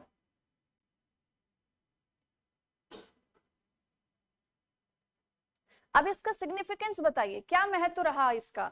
जो स्थानीय स्तर पर जिस तरीके से लोग जुड़े, नेता जुड़े, अलग अलग विद्रोह जो पहले से चल रहे थे वो भी असहयोग आंदोलन के साथ जुड़ गए, तो इसका क्या सिग्निफिकेंस रहा होगा, क्या महत्व रहा होगा, बताइए। वेरी गुड, हाँ जी, वेरी गुड। तो एक बड़े स्तर पर, पूरे अखिल भारतीय स्तर पर क्या हुआ? असहयोग आंदोलन को नेतृत्व भी मिला।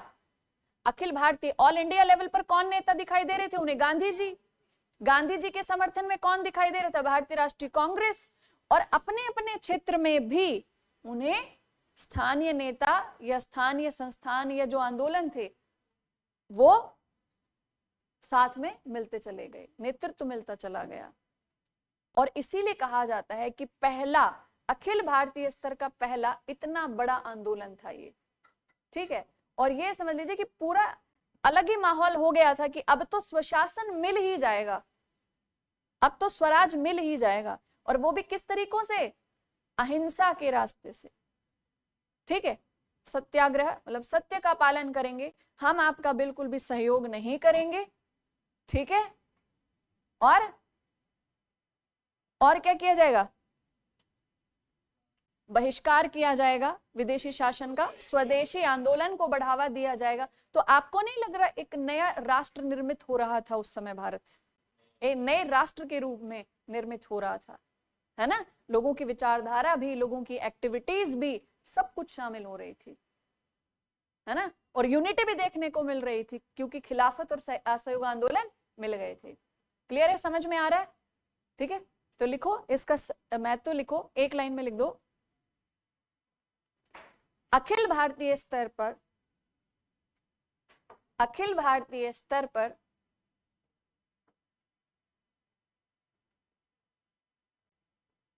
Very good. कुछ बच्चे ऑनलाइन में बहुत अच्छे से पढ़ाई करते हैं, आंसर्स पूरे लिखते रहते हैं।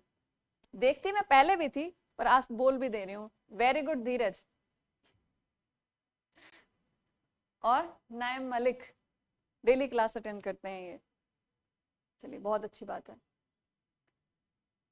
क्या लिख रहे थे? अखिल भारतीय स्तर पर अभी तक का सबसे बड़ा जन आंदोलन साबित हुआ, जिसने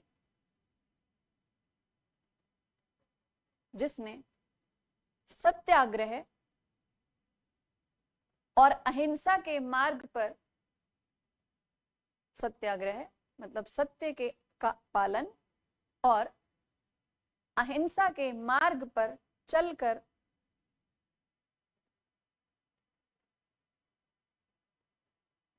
लोगों को अपने अधिकारों की प्राप्ति, लोगों को अपने अधिकारों की प्राप्ति के लिए प्रेरित किया।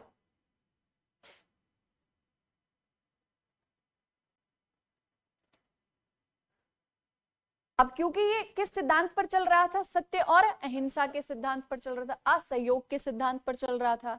ठीक है, अब इसका दमन करने के लिए ब्रिटिश क्या कर रहे थे? अब सीधी सी बात है, जब आप स्कूल कॉलेज से बाहर आ जाओगे, प्रशासनिक निकायों से बाहर आ जाओगे, संस्थानों से बाहर आ जाओगे, त्यागपत्र दे दोगे, तो ब्रिटिश शासन क्या करेगा? अब शासन का काम तो ठप हो रहा है ना, प्रशासन चल ही नहीं रहा, रुक गया। अब शासन ने क्या करना शुरू कर दिया? पुलिस कार्रवाई शुरू कर दी। जहां पर भीड़ दिखाई दे वहां लोगों की मारपिटाई शुरू कर दी। ठीक है, अब इसी में क्या हुआ, एक जगह पर, कहां पर? चौरी चौरा नामक स्थान। कहां पड़ता है ये? उत्तर प्रदेश में। और उत्तर प्रदेश में भी कहां? गोरखपुर जिला, है ना, गोरखपुर में पड़ता है ये चौरी चौरा। यहां पर क्या हुआ, जब पुलिस कार्रवाई बहुत ज्यादा हो रही थी तो जनता परेशान हो गई और कुछ उग्र राष्ट्रवादियों ने क्या किया, एक पुलिस चौकी में आग लगा दी। फरवरी 1922। अब जैसे पुलिस चौकी में आग लगाई, उसके अंदर ही बहुत सारे पुलिसकर्मी जीवित ही जल गए, मर गए। अब ये खबर बाहर फैली। अब जैसे ये खबर राष्ट्रवादी नेताओं तक पहुंची कि इस तरीके से चौरी चौरा नामक स्थान पर ऐसी घटना हो गई, इतने पुलिसकर्मियों की जान चली गई। जान कैसे चली गई? लोगों ने पुलिस चौकी में आग लगा दी दरवाजे बंद करके। तो कितना ये मतलब गंभीर मामला। उन्होंने कहा कि गांधी जी ने कहा तत्काल रोकिए, वरना एक जगह की ये जो घटना है ये बाकी जगहों पर भी लोगों को ऐसे ही प्रेरित करेगी। और अलग अलग स्थानों पर अगर जनता हिंसा में शामिल हो गई तो डिस्ट्रक्टिव वे में राष्ट्रवाद नहीं चल सकता है। डिस्ट्रक्शन ही करोगे आप तो आप कोई निर्माण नहीं कर सकते। तो ये सही रास्ता नहीं है। और हिंसक तरीकों से अगर राष्ट्रवाद को चलाओगे तो ब्रिटिश शासन के लिए मुश्किल नहीं है। आप सोच के देखिए, जो विश्व के स्तर पर युद्ध में शामिल हो सकता है वो भारत को बाय फोर्स कंट्रोल नहीं कर सकता था क्या? बिल्कुल कर सकता था। तो उन्होंने कहा कि हिंसा का पालन नहीं। और इसी चौरी चौरा नामक घटना के विरोध में गांधी जी ने क्या किया? तत्काल रूप से असहयोग आंदोलन को रद्द कर दिया, वापस ले लिया। लिखो, उत्तर प्रदेश के गोरखपुर जिले में चौरी चौरा नामक स्थान पर, चौरी चौरा नामक स्थान पर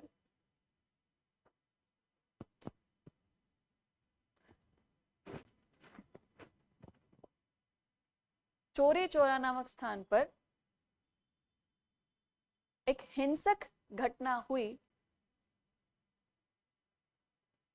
अब हिंसक घटना तो लिखाने की जरूरत नहीं है, पुलिस चौकी में आग लगा दी गई, ये तो सबको याद ही रहेगा, ब्रैकेट में लिख लो।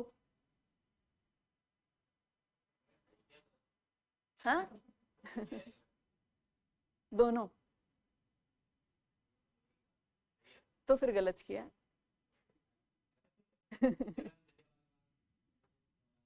हाँ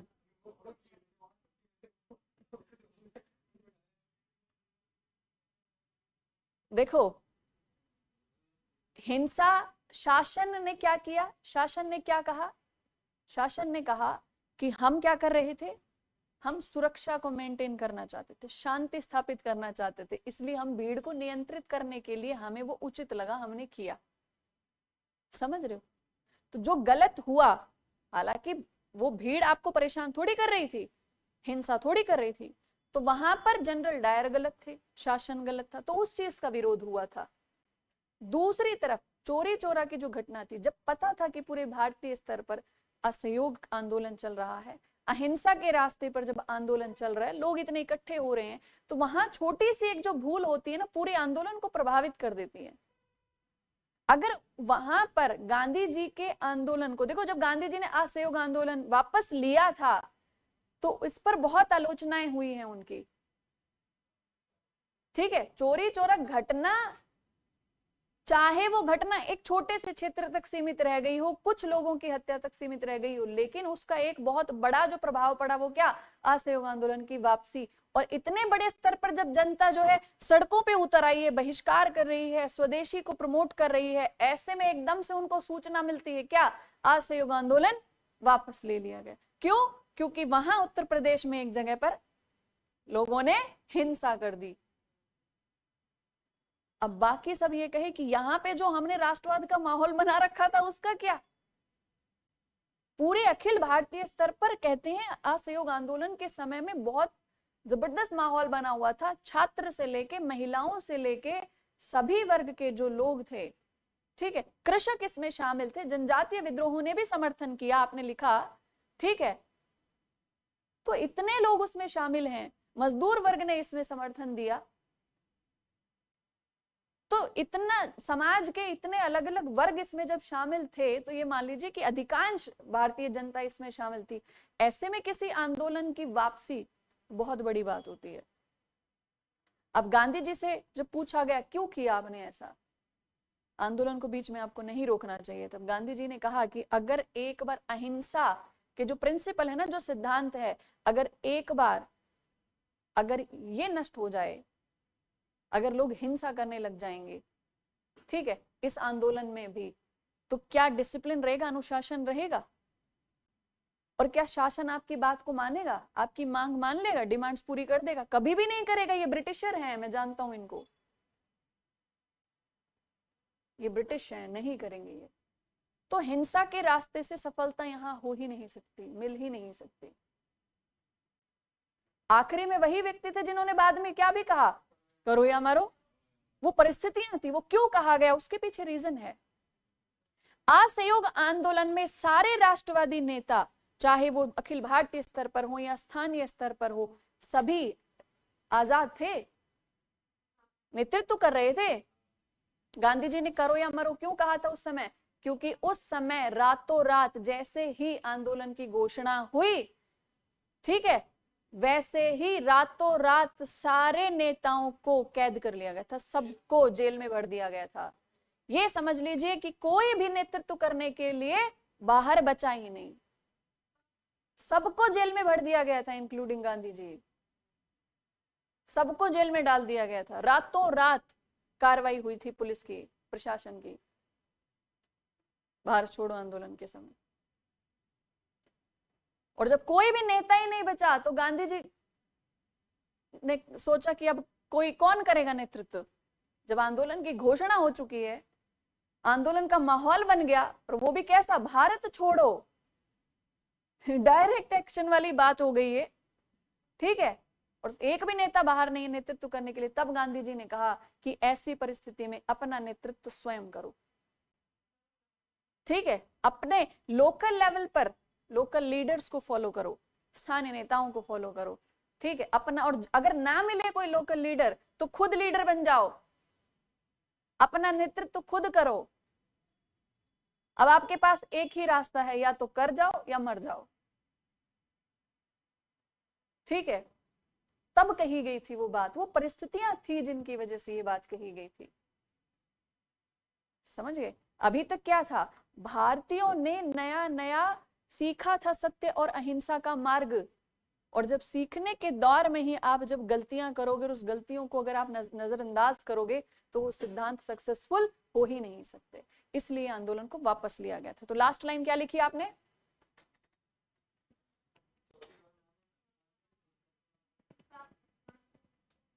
हाँ जी बिल्कुल, हाँ, हिंसक घटना हुई, इस घटना के विरोध में गांधी जी द्वारा,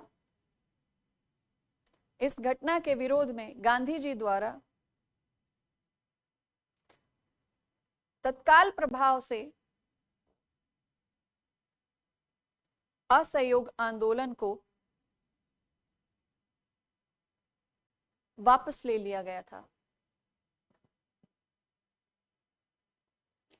असहयोग आंदोलन को वापस ले लिया गया था।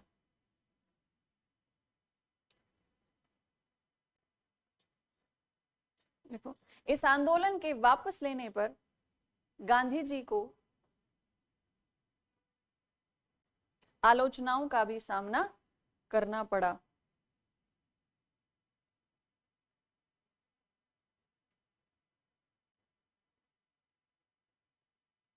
ठीक है, तो ये हो गया असहयोग आंदोलन। क्लियर? यहां तक एक complete. Now we will shift on the next topic, जो आज का थीम भी था। ठीक है, क्या नाम है उसका? क्रांतिकारी राष्ट्रवाद। तो अब ये जो पेज आपका बच गया है इसको एज इट इज छोड़ दीजिए। ऐसा ही नहीं कि नेक्स्ट लाइन से ही नेक्स्ट टॉपिक शुरू कर देंगे, नहीं, पेज चेंज करिए, नेक्स्ट पेज से लिखिए क्रांतिकारी राष्ट्रवाद।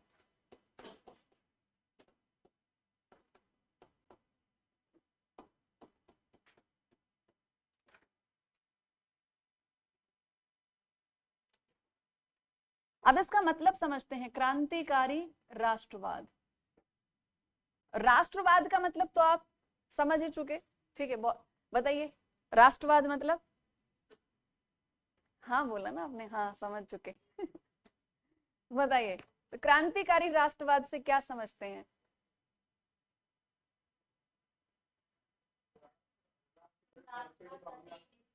हाँ, और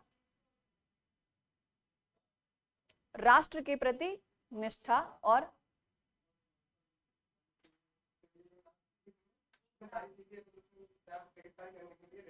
वेरी गुड, मतलब जो भी काम होंगे वो सब किसके हित में होंगे?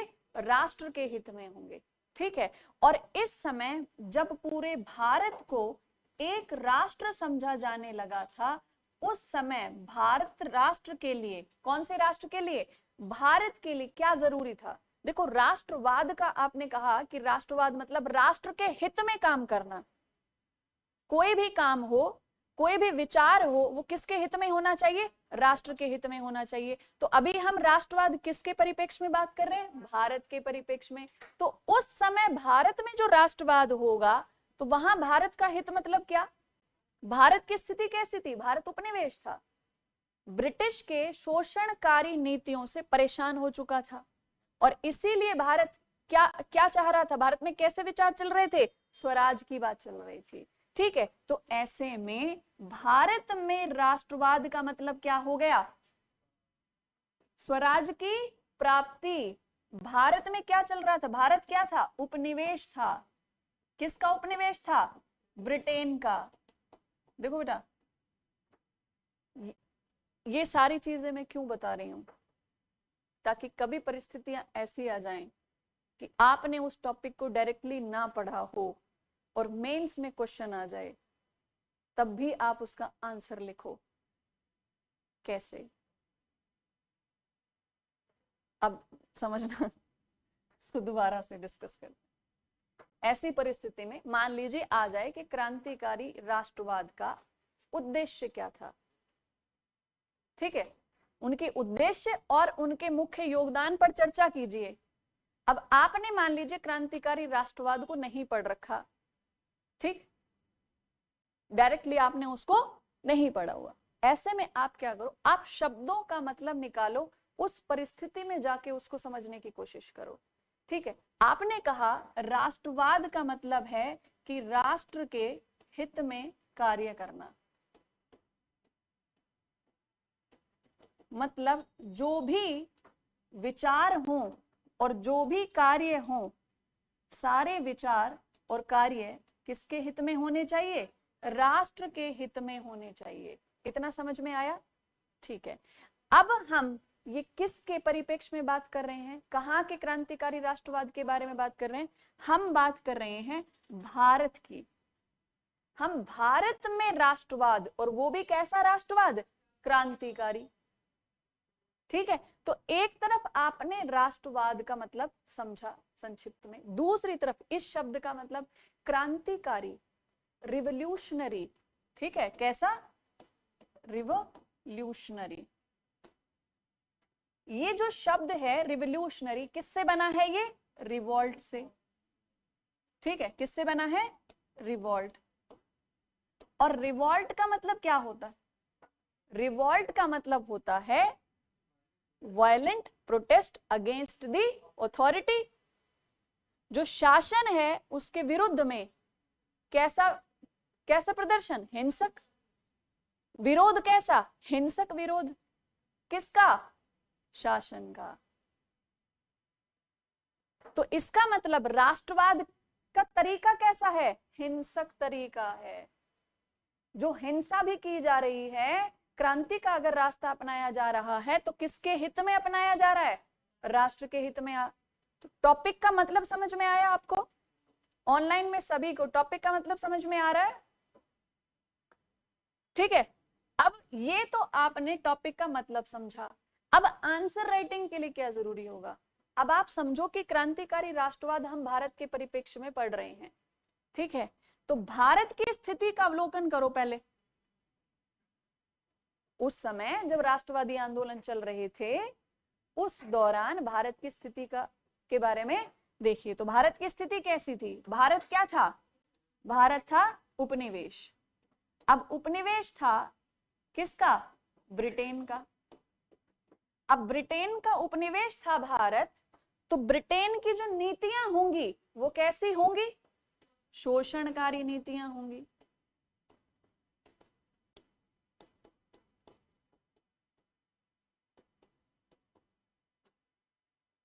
ठीक है, अब ऐसी परिस्थिति में अगर उस देश में या अगर भारत में क्रांतिकारी राष्ट्रवाद का जन्म होता है, मतलब एक ऐसा विचार जो राष्ट्र के हित में क्रांति का समर्थन करे, राष्ट्र के हित में हिंसक कार्रवाई को भी तैयार हो जाए। समझ रहे हो? राष्ट्र के हित में हिंसा करने को भी तैयार हो जाए, तो ऐसे में उसके अब उद्देश्य क्या हो सकते हैं? सबसे पहला शब्द क्या है? उपनिवेश। क्योंकि ये उपनिवेश है इसीलिए इसका शोषण हो रहा है, तो इसका पहला उद्देश्य क्या होगा कि ये लोग अगर भारत में भारतीयों का शोषण कर रहे हैं तो हम क्या करें? भारत को उपनिवेश से मुक्ति दिलाएं। ठीक है, उपनिवेशवाद से इसको क्या होना चाहिए? मुक्त कर दिया जाए, इसको मुक्ति दिलाई जाए। ठीक है, दूसरा यहां पे शब्द क्या लिखा है? शोषणकारी नीति। कि अगर शासन राजस्व वसूली हो, जनता को परेशान करना हो, उनके हितों का ध्यान ना रखना हो, किसी भी तरीके से अगर जनता का शोषण हो रहा है तो क्या उनका उत्तर कैसे दिया जाए? हिंसक तरीके से। मतलब अगर कोई अधिकारी आपकी बात नहीं सुन रहा, किसी अधिकारी का आदेश ऐसा हो जिसकी वजह से बहुत सारे लोगों का नुकसान हुआ हो या उनको तकलीफ हुई हो, तो आप क्या करो? क्रांतिकारी राष्ट्रवाद क्या करेगा? हिंसा, अगर उसके प्रति हिंसक प्रतिक्रिया करेगा तो कैसी क्या होगा बताइए? उस अधिकारी को मार दिया जाए। समझ में आ रहा है? उस अधिकारी को मार दिया जाए। और जब मार दिया जाएगा तो क्या होगा? मान लीजिए नहीं खत्म नहीं होगा उस अधिकारी को मार दिया जाएगा तो ये सूचना कहाँ जाएगी? बाहर जाएगी। बाहर जाएगी, लोग प्रेरित होंगे, तो लोग क्या कहेंगे? उस व्यक्ति को, मारने वाले को देखकर क्या कहेंगे? ये है असली हीरो, है ना। तो इसने क्या किया, राष्ट्रवाद का एक नया विचार लोगों के अंदर डाला। कैसा विचार, कि यदि आपके ऊपर कोई विदेशी शक्ति शासन कर रही है, शोषणकारी नीतियां अपना रही है, तो आप उसका जवाब भी हिंसा के साथ दो। ये आपका अधिकार है। आपके प्रति अगर कोई ऐसी नीति है तो आप भी उसका उत्तर उसी तरीके से दो। अगर किसानों को परेशान किया जा रहा है, जबरदस्ती राजस्व वसूला जा रहा है, मार पिटाई की जा रही है, तो आप भी क्या करो, जहां पर ये अफसर वगैरह जहां बैठते हो, कहीं किसी विशेष रैली में जा रहे हो, तो बम फेंक दो। धमाका होना चाहिए, आवाज गूंजनी चाहिए। अब जब ऐसी एक्टिविटीज जब होंगी बार बार, तो जब रैलियां निकालने की बारी आएगी ब्रिटिश के द्वारा, या ब्रिटिश अफसर जब बाहर निकलेंगे, तो उनके अंदर डर आएगा कि नहीं आएगा, आएगा ना डर। तो उनके अंदर आएगा डर, और भारतीयों के अंदर क्या आएगा, विश्वास। क्या आएगा, कि कोई है, ये हमारे साथ गलत करेंगे तो हमारे भी भाई बंधु हैं, इनको मार देंगे। समझ में आ रहा है। तो ये एक विचार, मतलब भारतीयों को हिम्मत देने के लिए, उनको जगाने के लिए, कि किस चीज से डर रहे हो आप, मरने से। मर तो वैसे भी रहे हो तुम इनकी नीतियों के कारण, है ना। तो मर तो वैसे भी रहे हैं, तो फिर मरने से क्या डरना, जवाब दीजिए। तो इनका उद्देश्य यहाँ पे क्या क्या हो जाएगा। अब इनके उद्देश्य जब आप लिखोगे तो आप क्या लिखोगे, उपनिवेशवाद से मुक्ति, भारत में जो शोषणकारी नीतियां हैं ब्रिटिश के द्वारा, उन नीतियों का हिंसक विरोध, ब्रिटिश शासन के अंदर भय पैदा करना ताकि वो ऐसी गलतियां ना करे, अपने शासन करने का तरीका बदले। ठीक है। फोर्थ नंबर क्या हो जाएगा, कि भारतीयों को विश्वास दिलाना, राष्ट्रवाद के लिए प्रेरित करना। 5 पॉइंट हो गए। हाँ, आपने हेडिंग बना के ये 5 पॉइंट्स लिख दिए, एक एक 2-2 लाइनों में। ठीक है, 50 शब्द हो गए। क्वेश्चन में क्या क्या था, उद्देश्य और इनका योगदान। तो जो उद्देश्य था, जब वो उद्देश्य पूरा होगा तो वही उनका योगदान होगा। तो योगदान में क्या आ जाएगा, कि इन्होंने भारत के अंदर राष्ट्रवाद की एक नई विचारधारा का जन्म दिया, का उदय किया। ठीक है। हीरोइज्म, हीरोवाद की भावना को उठाया। अब हीरोवाद होगा तो हीरो कौन बनता है, छोटा बच्चा या वृद्ध बने, कौन बनेगा, या युवा, युवा होगा। और किसी भी देश में परिवर्तन करने के लिए अगर देखा जाए तो जनसंख्या के कौन से हिस्से को कहा जाता है कि ये परिवर्तन कर देंगे, युवा। तो आपको क्या लगता है कि भारत में जो स्वतंत्रता संघर्ष में जो जब शामिल हो रहे थे लोग, जन समूह उसमें शामिल था, बिना युवाओं के समर्थन के क्या वो जन आंदोलन, इतना बड़ा आंदोलन हो सकता था? आज आप किसी कॉलेज में कह दो यहाँ पे एक समारोह होने वाला है, कह दो, बस तैयारी अपने आप कर लेंगे।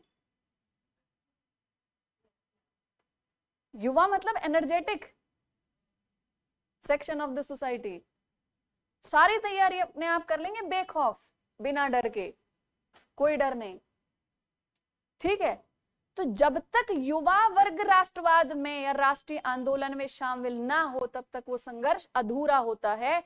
तो इसका सबसे बड़ा योगदान क्या हो जाएगा, युवाओं को इसने राष्ट्रवाद में शामिल कर दिया। अब युवा को तो युवा जैसा ही आंदोलन चाहिए ना, वैसी ही प्रेरणा चाहिए ना। ठीक है। तो जब उनको वो रास्ता दिखा तो क्या हुआ, ज्यादा से ज्यादा युवा शामिल। तभी तो उन्होंने इसके बाद से, जैसे ही होता था कि विरोध करना है स्कूल से बाहर, कॉलेज से बाहर, नहीं जा रहे। जब ये होता था कि शराब की दुकानें, ठीक है, इनको बंद करना है, तो कहते बंद क्यों, तोड़ देते। बंद करने से क्या, उन्होंने कहा विदेशी वस्तुओं का बहिष्कार, उन्होंने कहा बहिष्कार, ऐसे फेंकना क्यों, फेंकने से इनको नहीं ज्यादा फर्क पड़ेगा, जलाओ। जब इन विदेशी वस्तुओं की होली जलेगी, जब देखेगा शासन, तब उनको समझ में आएगा कि हाँ, कि ये लाइट कैसे जल रही है, इतना उजाला कैसे हो रहा है ये। ठीक है, ये युवाओं के काम होते हैं ये। अब इस क्लास में भी ज्यादातर युवा हैं, ऑनलाइन में ज्यादातर युवा हैं। ठीक है, तो आप आईएएस बनने जा रहे हो, आप अपनी एनर्जी को आईएएस की तैयारी में लगाइए। ठीक है, वैसे आईएएस वाले बच्चे जो बहुत जल्दी 12th करते हैं, जो तैयारी करने आ जाते हैं ना, बेचारे, उनके साथ थोड़ी सी सिंपैथी, क्योंकि इतना टाइम उनको फ्री मिलता नहीं है ना कॉलेज वाला।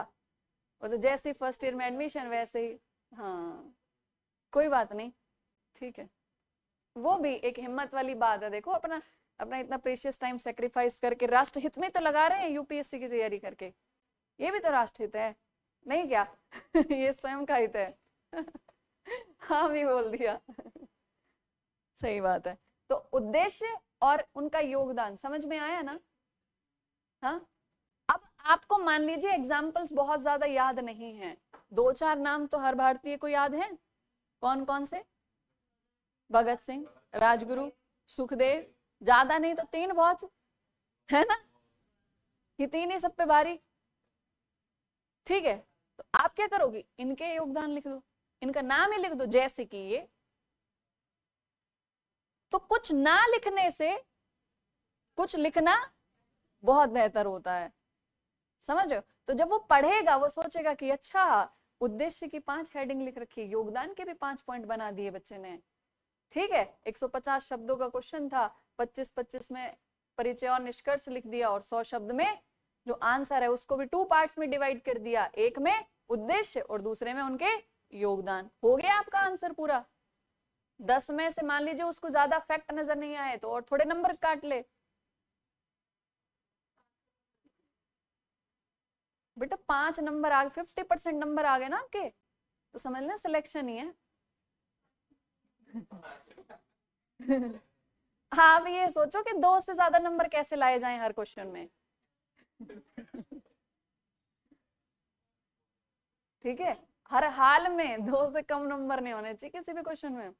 4, 5, 6 की उम्मीद करो, उससे ज्यादा बहुत अच्छी बात है अगर कोई खुश होकर पेपर चेक कर रहा हो आपका, आपकी हैंडराइटिंग भी बहुत अच्छी हो, कोई अच्छी अच्छी खुशखबरी सुन के आया हो, मन भी प्रसन्न हो, आगे आपकी हैंडराइटिंग भी अच्छी दिख जाए, है तो इंसान ही। आप इस चीज को जज किया करो, कभी आपका मूड खराब हो, अपनी कॉपी चेक करके देखो, करो कॉपी चेक, 10 पन्ने चेक करो अपने, खुद पे गुस्सा आएगा कि मैंने इतना लिख कैसे दिया। ठीक है, चलो, तो क्रांतिकारी राष्ट्रवाद, तो भारत में जो क्रांतिकारी राष्ट्रवाद था, अगर मेंस का जो क्वेश्चन है वो तो सॉल्व हो गया, उद्देश्य और योगदान ऐसे ही पूछ जाएंगे, पीटी बच गया, अब पीटी के लिए फैक्ट पढ़ना पड़ेगा, समझ गए? चलिए, तो इसके हिसाब से, पीटी के हिसाब से इसको शुरू करते हैं।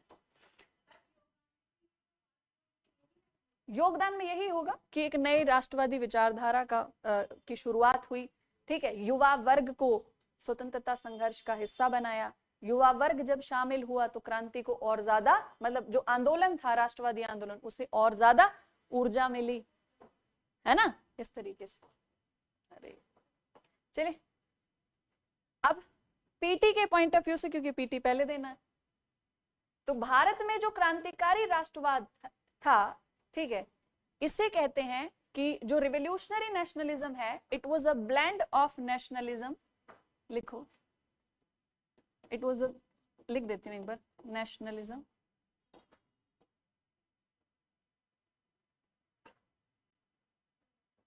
Anti colonial, anti colonialism plus radical ideology. मतलब ये मिश्रण था किसका? राष्ट्रवाद का, उपनिवेश विरोधी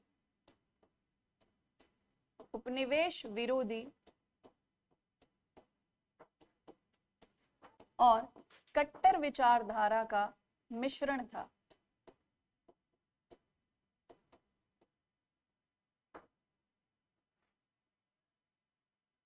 तो ये राष्ट्रवाद, उपनिवेश विरोधी, कट्टर विचारधारा का मिश्रण था। ठीक है, तीन चीजें हैं। तो राष्ट्र को प्रेरित करना, उपनिवेशवाद को खत्म करना, वो भी किस तरीके से? कट्टर तरीके से। समझ में आ रहा है ना क्रांतिकारी राष्ट्रवाद कैसा था? तो ये भारत में क्रांतिकारी राष्ट्रवाद का स्वरूप था। अब भारत में जो क्रांतिकारी राष्ट्रवाद है उसे दो चरणों में विभाजित किया जाता है। लिखो, ऐसे लिखना है लाइन। भारत में क्रांतिकारी राष्ट्रवाद को दो चरणों में वर्गीकृत किया जाता है।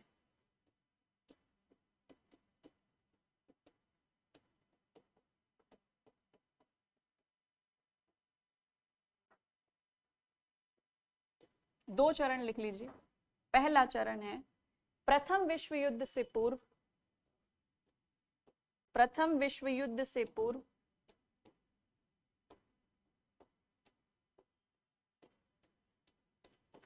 और दूसरा प्रथम विश्व युद्ध के बाद, before first world war and after first world war.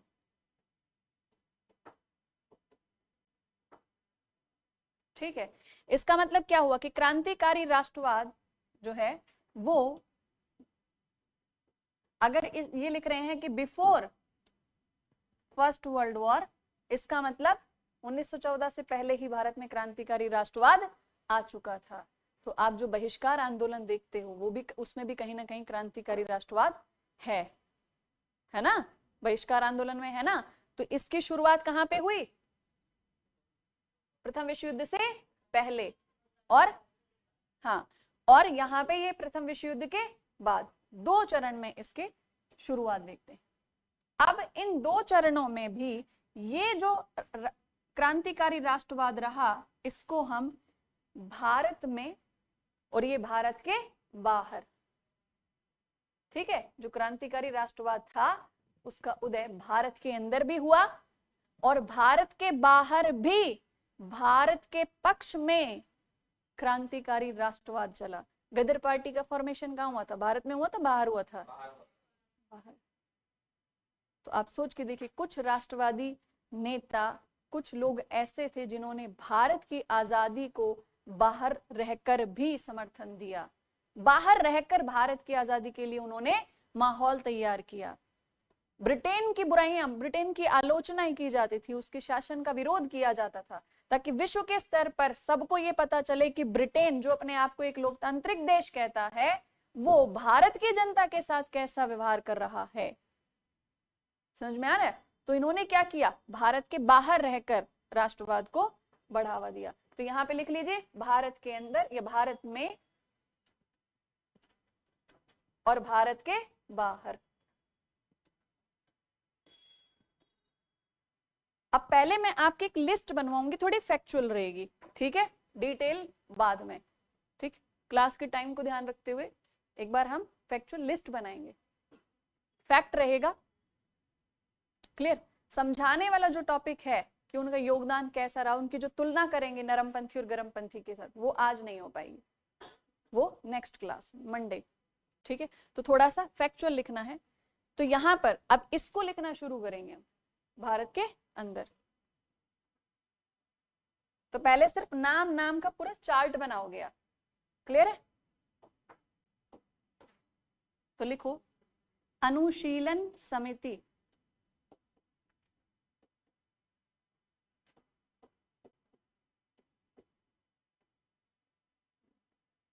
अनुशीलन समिति, उसके बाद युगांतर,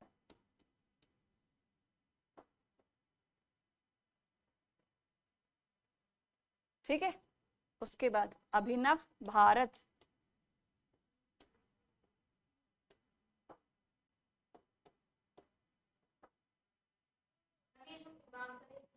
हाँ जी बेटा, अनुशीलन समिति, युगांतर, अभिनव भारत, ये क्या थे? ये ग्रुप्स बने, संगठन बने, और इन संगठनों में लोगों को प्रेरणा दी गई क्रांतिकारी राष्ट्रवाद की, हीरोइज्म की प्रेरणा दी गई। ठीक है, तो एक बार पहले सारे नाम लिख लीजिए, फिर हम इनके कुछ उद्देश्य लिखेंगे, मेन हेडिंग लिखेंगे, ठीक है, डिटेलिंग इसकी बाद में। उसके बाद ये तो समितियां बनी, ग्रुपिंग हुई, संगठन बने, ठीक है। इसके बाद ये जो क्रांतिकारी राष्ट्रवादी थे, ये क्या करते थे, जगह जगह षड्यंत्र करना, कॉन्स्पिरेसीज करना, ठीक है, अलग अलग जगह पे कॉन्स्पिरेसीज करना। तो लिखो सब यहाँ पे, नेक्स्ट लिखो मुजफ्फरपुर षड्यंत्र मामला, मुजफ्फरपुर षड्यंत्र मामला।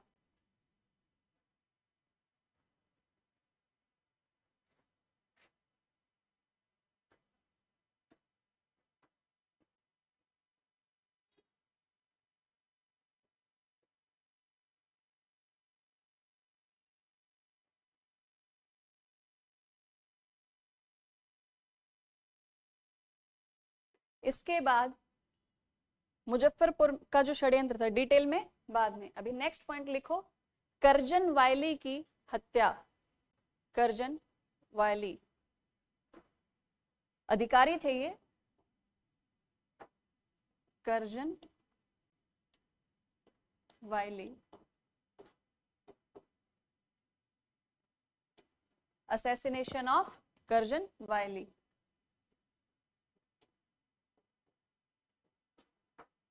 की हत्या। इसके बाद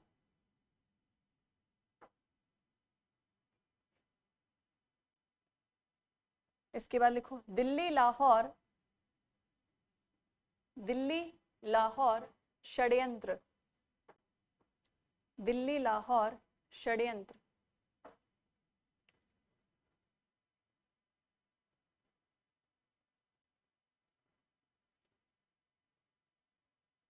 ठीक है, एटसेट्रा इत्यादि। जो भारत के बाहर जो राष्ट्रवादी आंदोलन रहा, क्रांतिकारी, ठीक है, उसमें लिखिए गदर पार्टी,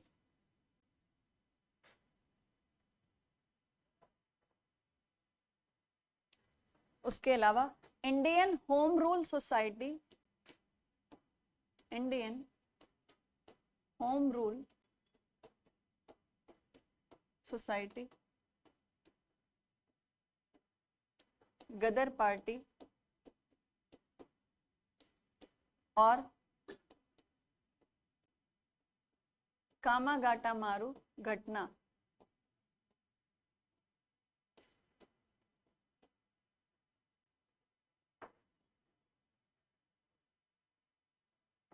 कामागाटा मारू घटना प्रथम विश्व युद्ध के शुरुआत में हुई थी ना। ये तीन, ये रिवोल्यूशनरी एक्टिविटीज में काउंट होता है, ठीक है, भारत के बाहर की रिवोल्यूशनरी एक्टिविटीज में काउंट होता है। पढ़ो एक बार सारा जल्दी से, क्या क्या पॉइंट लिखा, अनुशीलन समिति, फिर युगांतर, उसके बाद अभिनव भारत, फिर मुजफ्फरपुर षड्यंत्र, फिर उसके बाद करजन वायली की हत्या, असैसिनेशन, उसके बाद, ठीक है। नेक्स्ट लिखिए प्रथम विश्व युद्ध के बाद,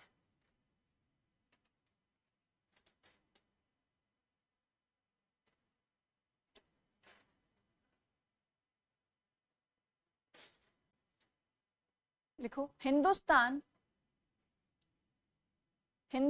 रिपब्लिकन एसोसिएशन,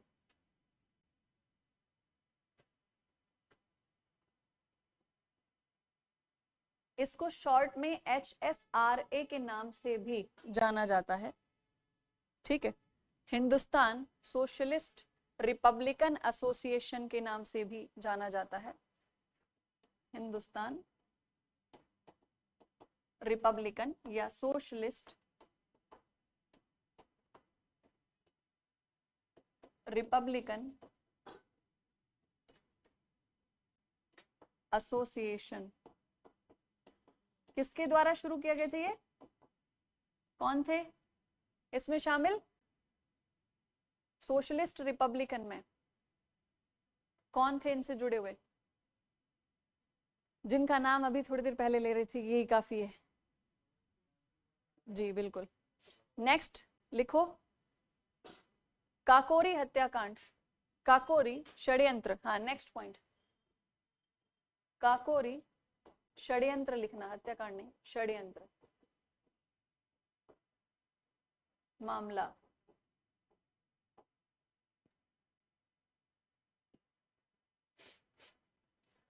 नेक्स्ट लिखो लाहौर षड्यंत्र मामला, लाहौर,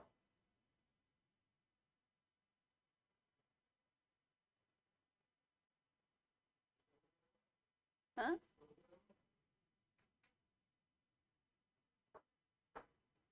वो वहीं पढ़ लिया, चौरी चौरा को लिख सकते हो, उसको भी चौरी चौरा को भी लिख दो, काकोरी और लाहौर। उसके बाद लिखो केंद्रीय विधानसभा में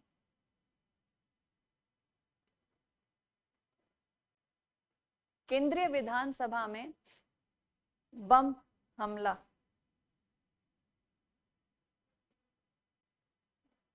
हाँ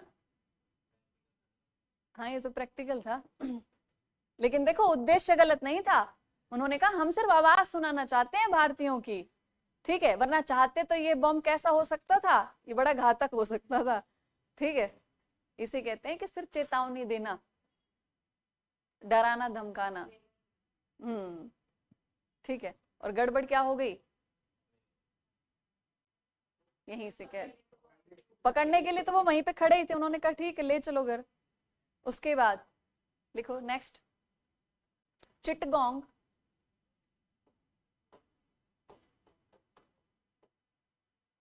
चिटगोंग मामला,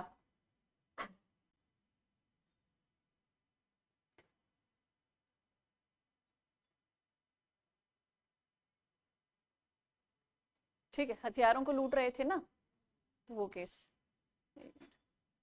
तो ये कुछ जो रिवॉल्यूशनरी एक्टिविस्ट थे उनके कुछ काम थे बड़े बड़े, ठीक है, जिन्होंने भारत के राष्ट्रवाद को एक नया रास्ता दिखाया। अब डिटेल में इनको हम कल पढ़ेंगे। अब थोड़ा स्पेस छोड़ दीजिए, 2-3 लाइनों का स्पेस छोड़िए, फिर लिखो क्रांतिकारी राष्ट्रवाद का उद्देश्य, क्रांतिकारी राष्ट्रवाद का उद्देश्य, ऑब्जेक्टिव्स,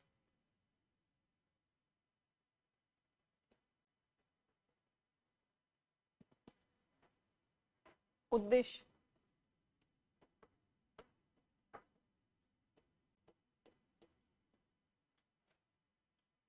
इसके उद्देश्य में सबसे पहले लिखो भारत को विदेशी शासन से मुक्ति, विदेशी शासन से मुक्ति। नेक्स्ट पॉइंट लिखो भारतीयों को राष्ट्रवाद के प्रति प्रेरित करना, राष्ट्रवाद के प्रति प्रेरित करना। नेक्स्ट पॉइंट ब्रिटिश शासन के मन में, ब्रिटिश शासन के मन में भय, भय मतलब फियर, भय उत्पन्न करना।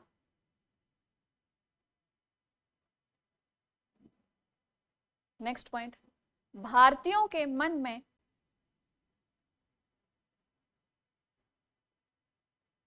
विश्वास को बढ़ाना,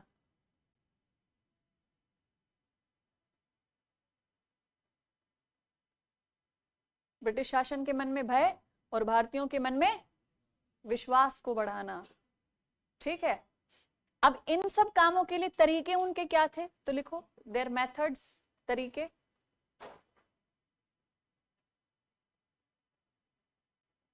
अब उनके तरीके देखिए, किन तरीकों से वो ब्रिटिश शासन के अंदर डर पैदा करते थे, ठीक है। तो लिखो अधिकारियों की हत्या,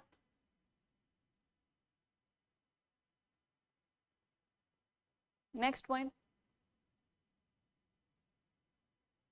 हथियारों की लूट, हथियारों को लूटना,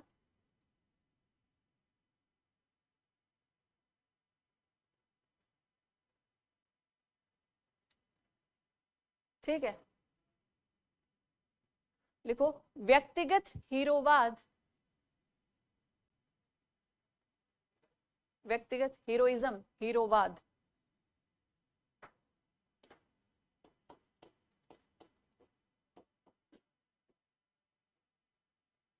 के माध्यम से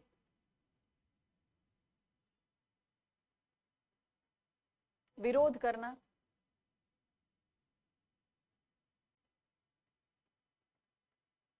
ठीक है। तो हत्याएं, लूट और इंडिविजुअल जो हीरोइज्म का जो प्रदर्शन होता था, ये सारा क्या था, इनके तरीके थे कि इंडिविजुअली जाके, सब नहीं, इंडिविजुअली जाके कोई ऐसा काम कर दो कि उससे हजारों लोगों को प्रेरणा मिले। किसी एक के काम से क्या हो जाएगा, बहुत सारे लोगों को प्रेरणा मिलेगी, ये उनका तरीका होता था। ठीक है, तो जैसा तरीका था वैसा ही उनका उद्देश्य था। समझ में आ रहा है? तो ये मेजर उनके ऑब्जेक्टिव्स और ये इनके मेथड्स। ठीक है, और विचार कैसे थे उनके, राष्ट्रवाद, ठीक है, को समर्पित विचार थे, उपनिवेश विरोधी विचार थे और कट्टर विचार थे। आइडियोलॉजी में वो तीन नाम आ जाएंगे, राष्ट्रवाद, उपनिवेश विरोधी और कट्टर विचारधारा। ठीक है, और कुछ एग्जाम्पल्स हमने लिख लिए, इनको डिटेल में हम नेक्स्ट क्लास में पढ़ेंगे। ठीक है, चलिए ऑनलाइन वाले भी सभी ये सब रिवाइज करके आना, नेक्स्ट क्लास में डिस्कस करेंगे इनको डिटेल में। ठीक, चलिए, थैंक यू सो मच।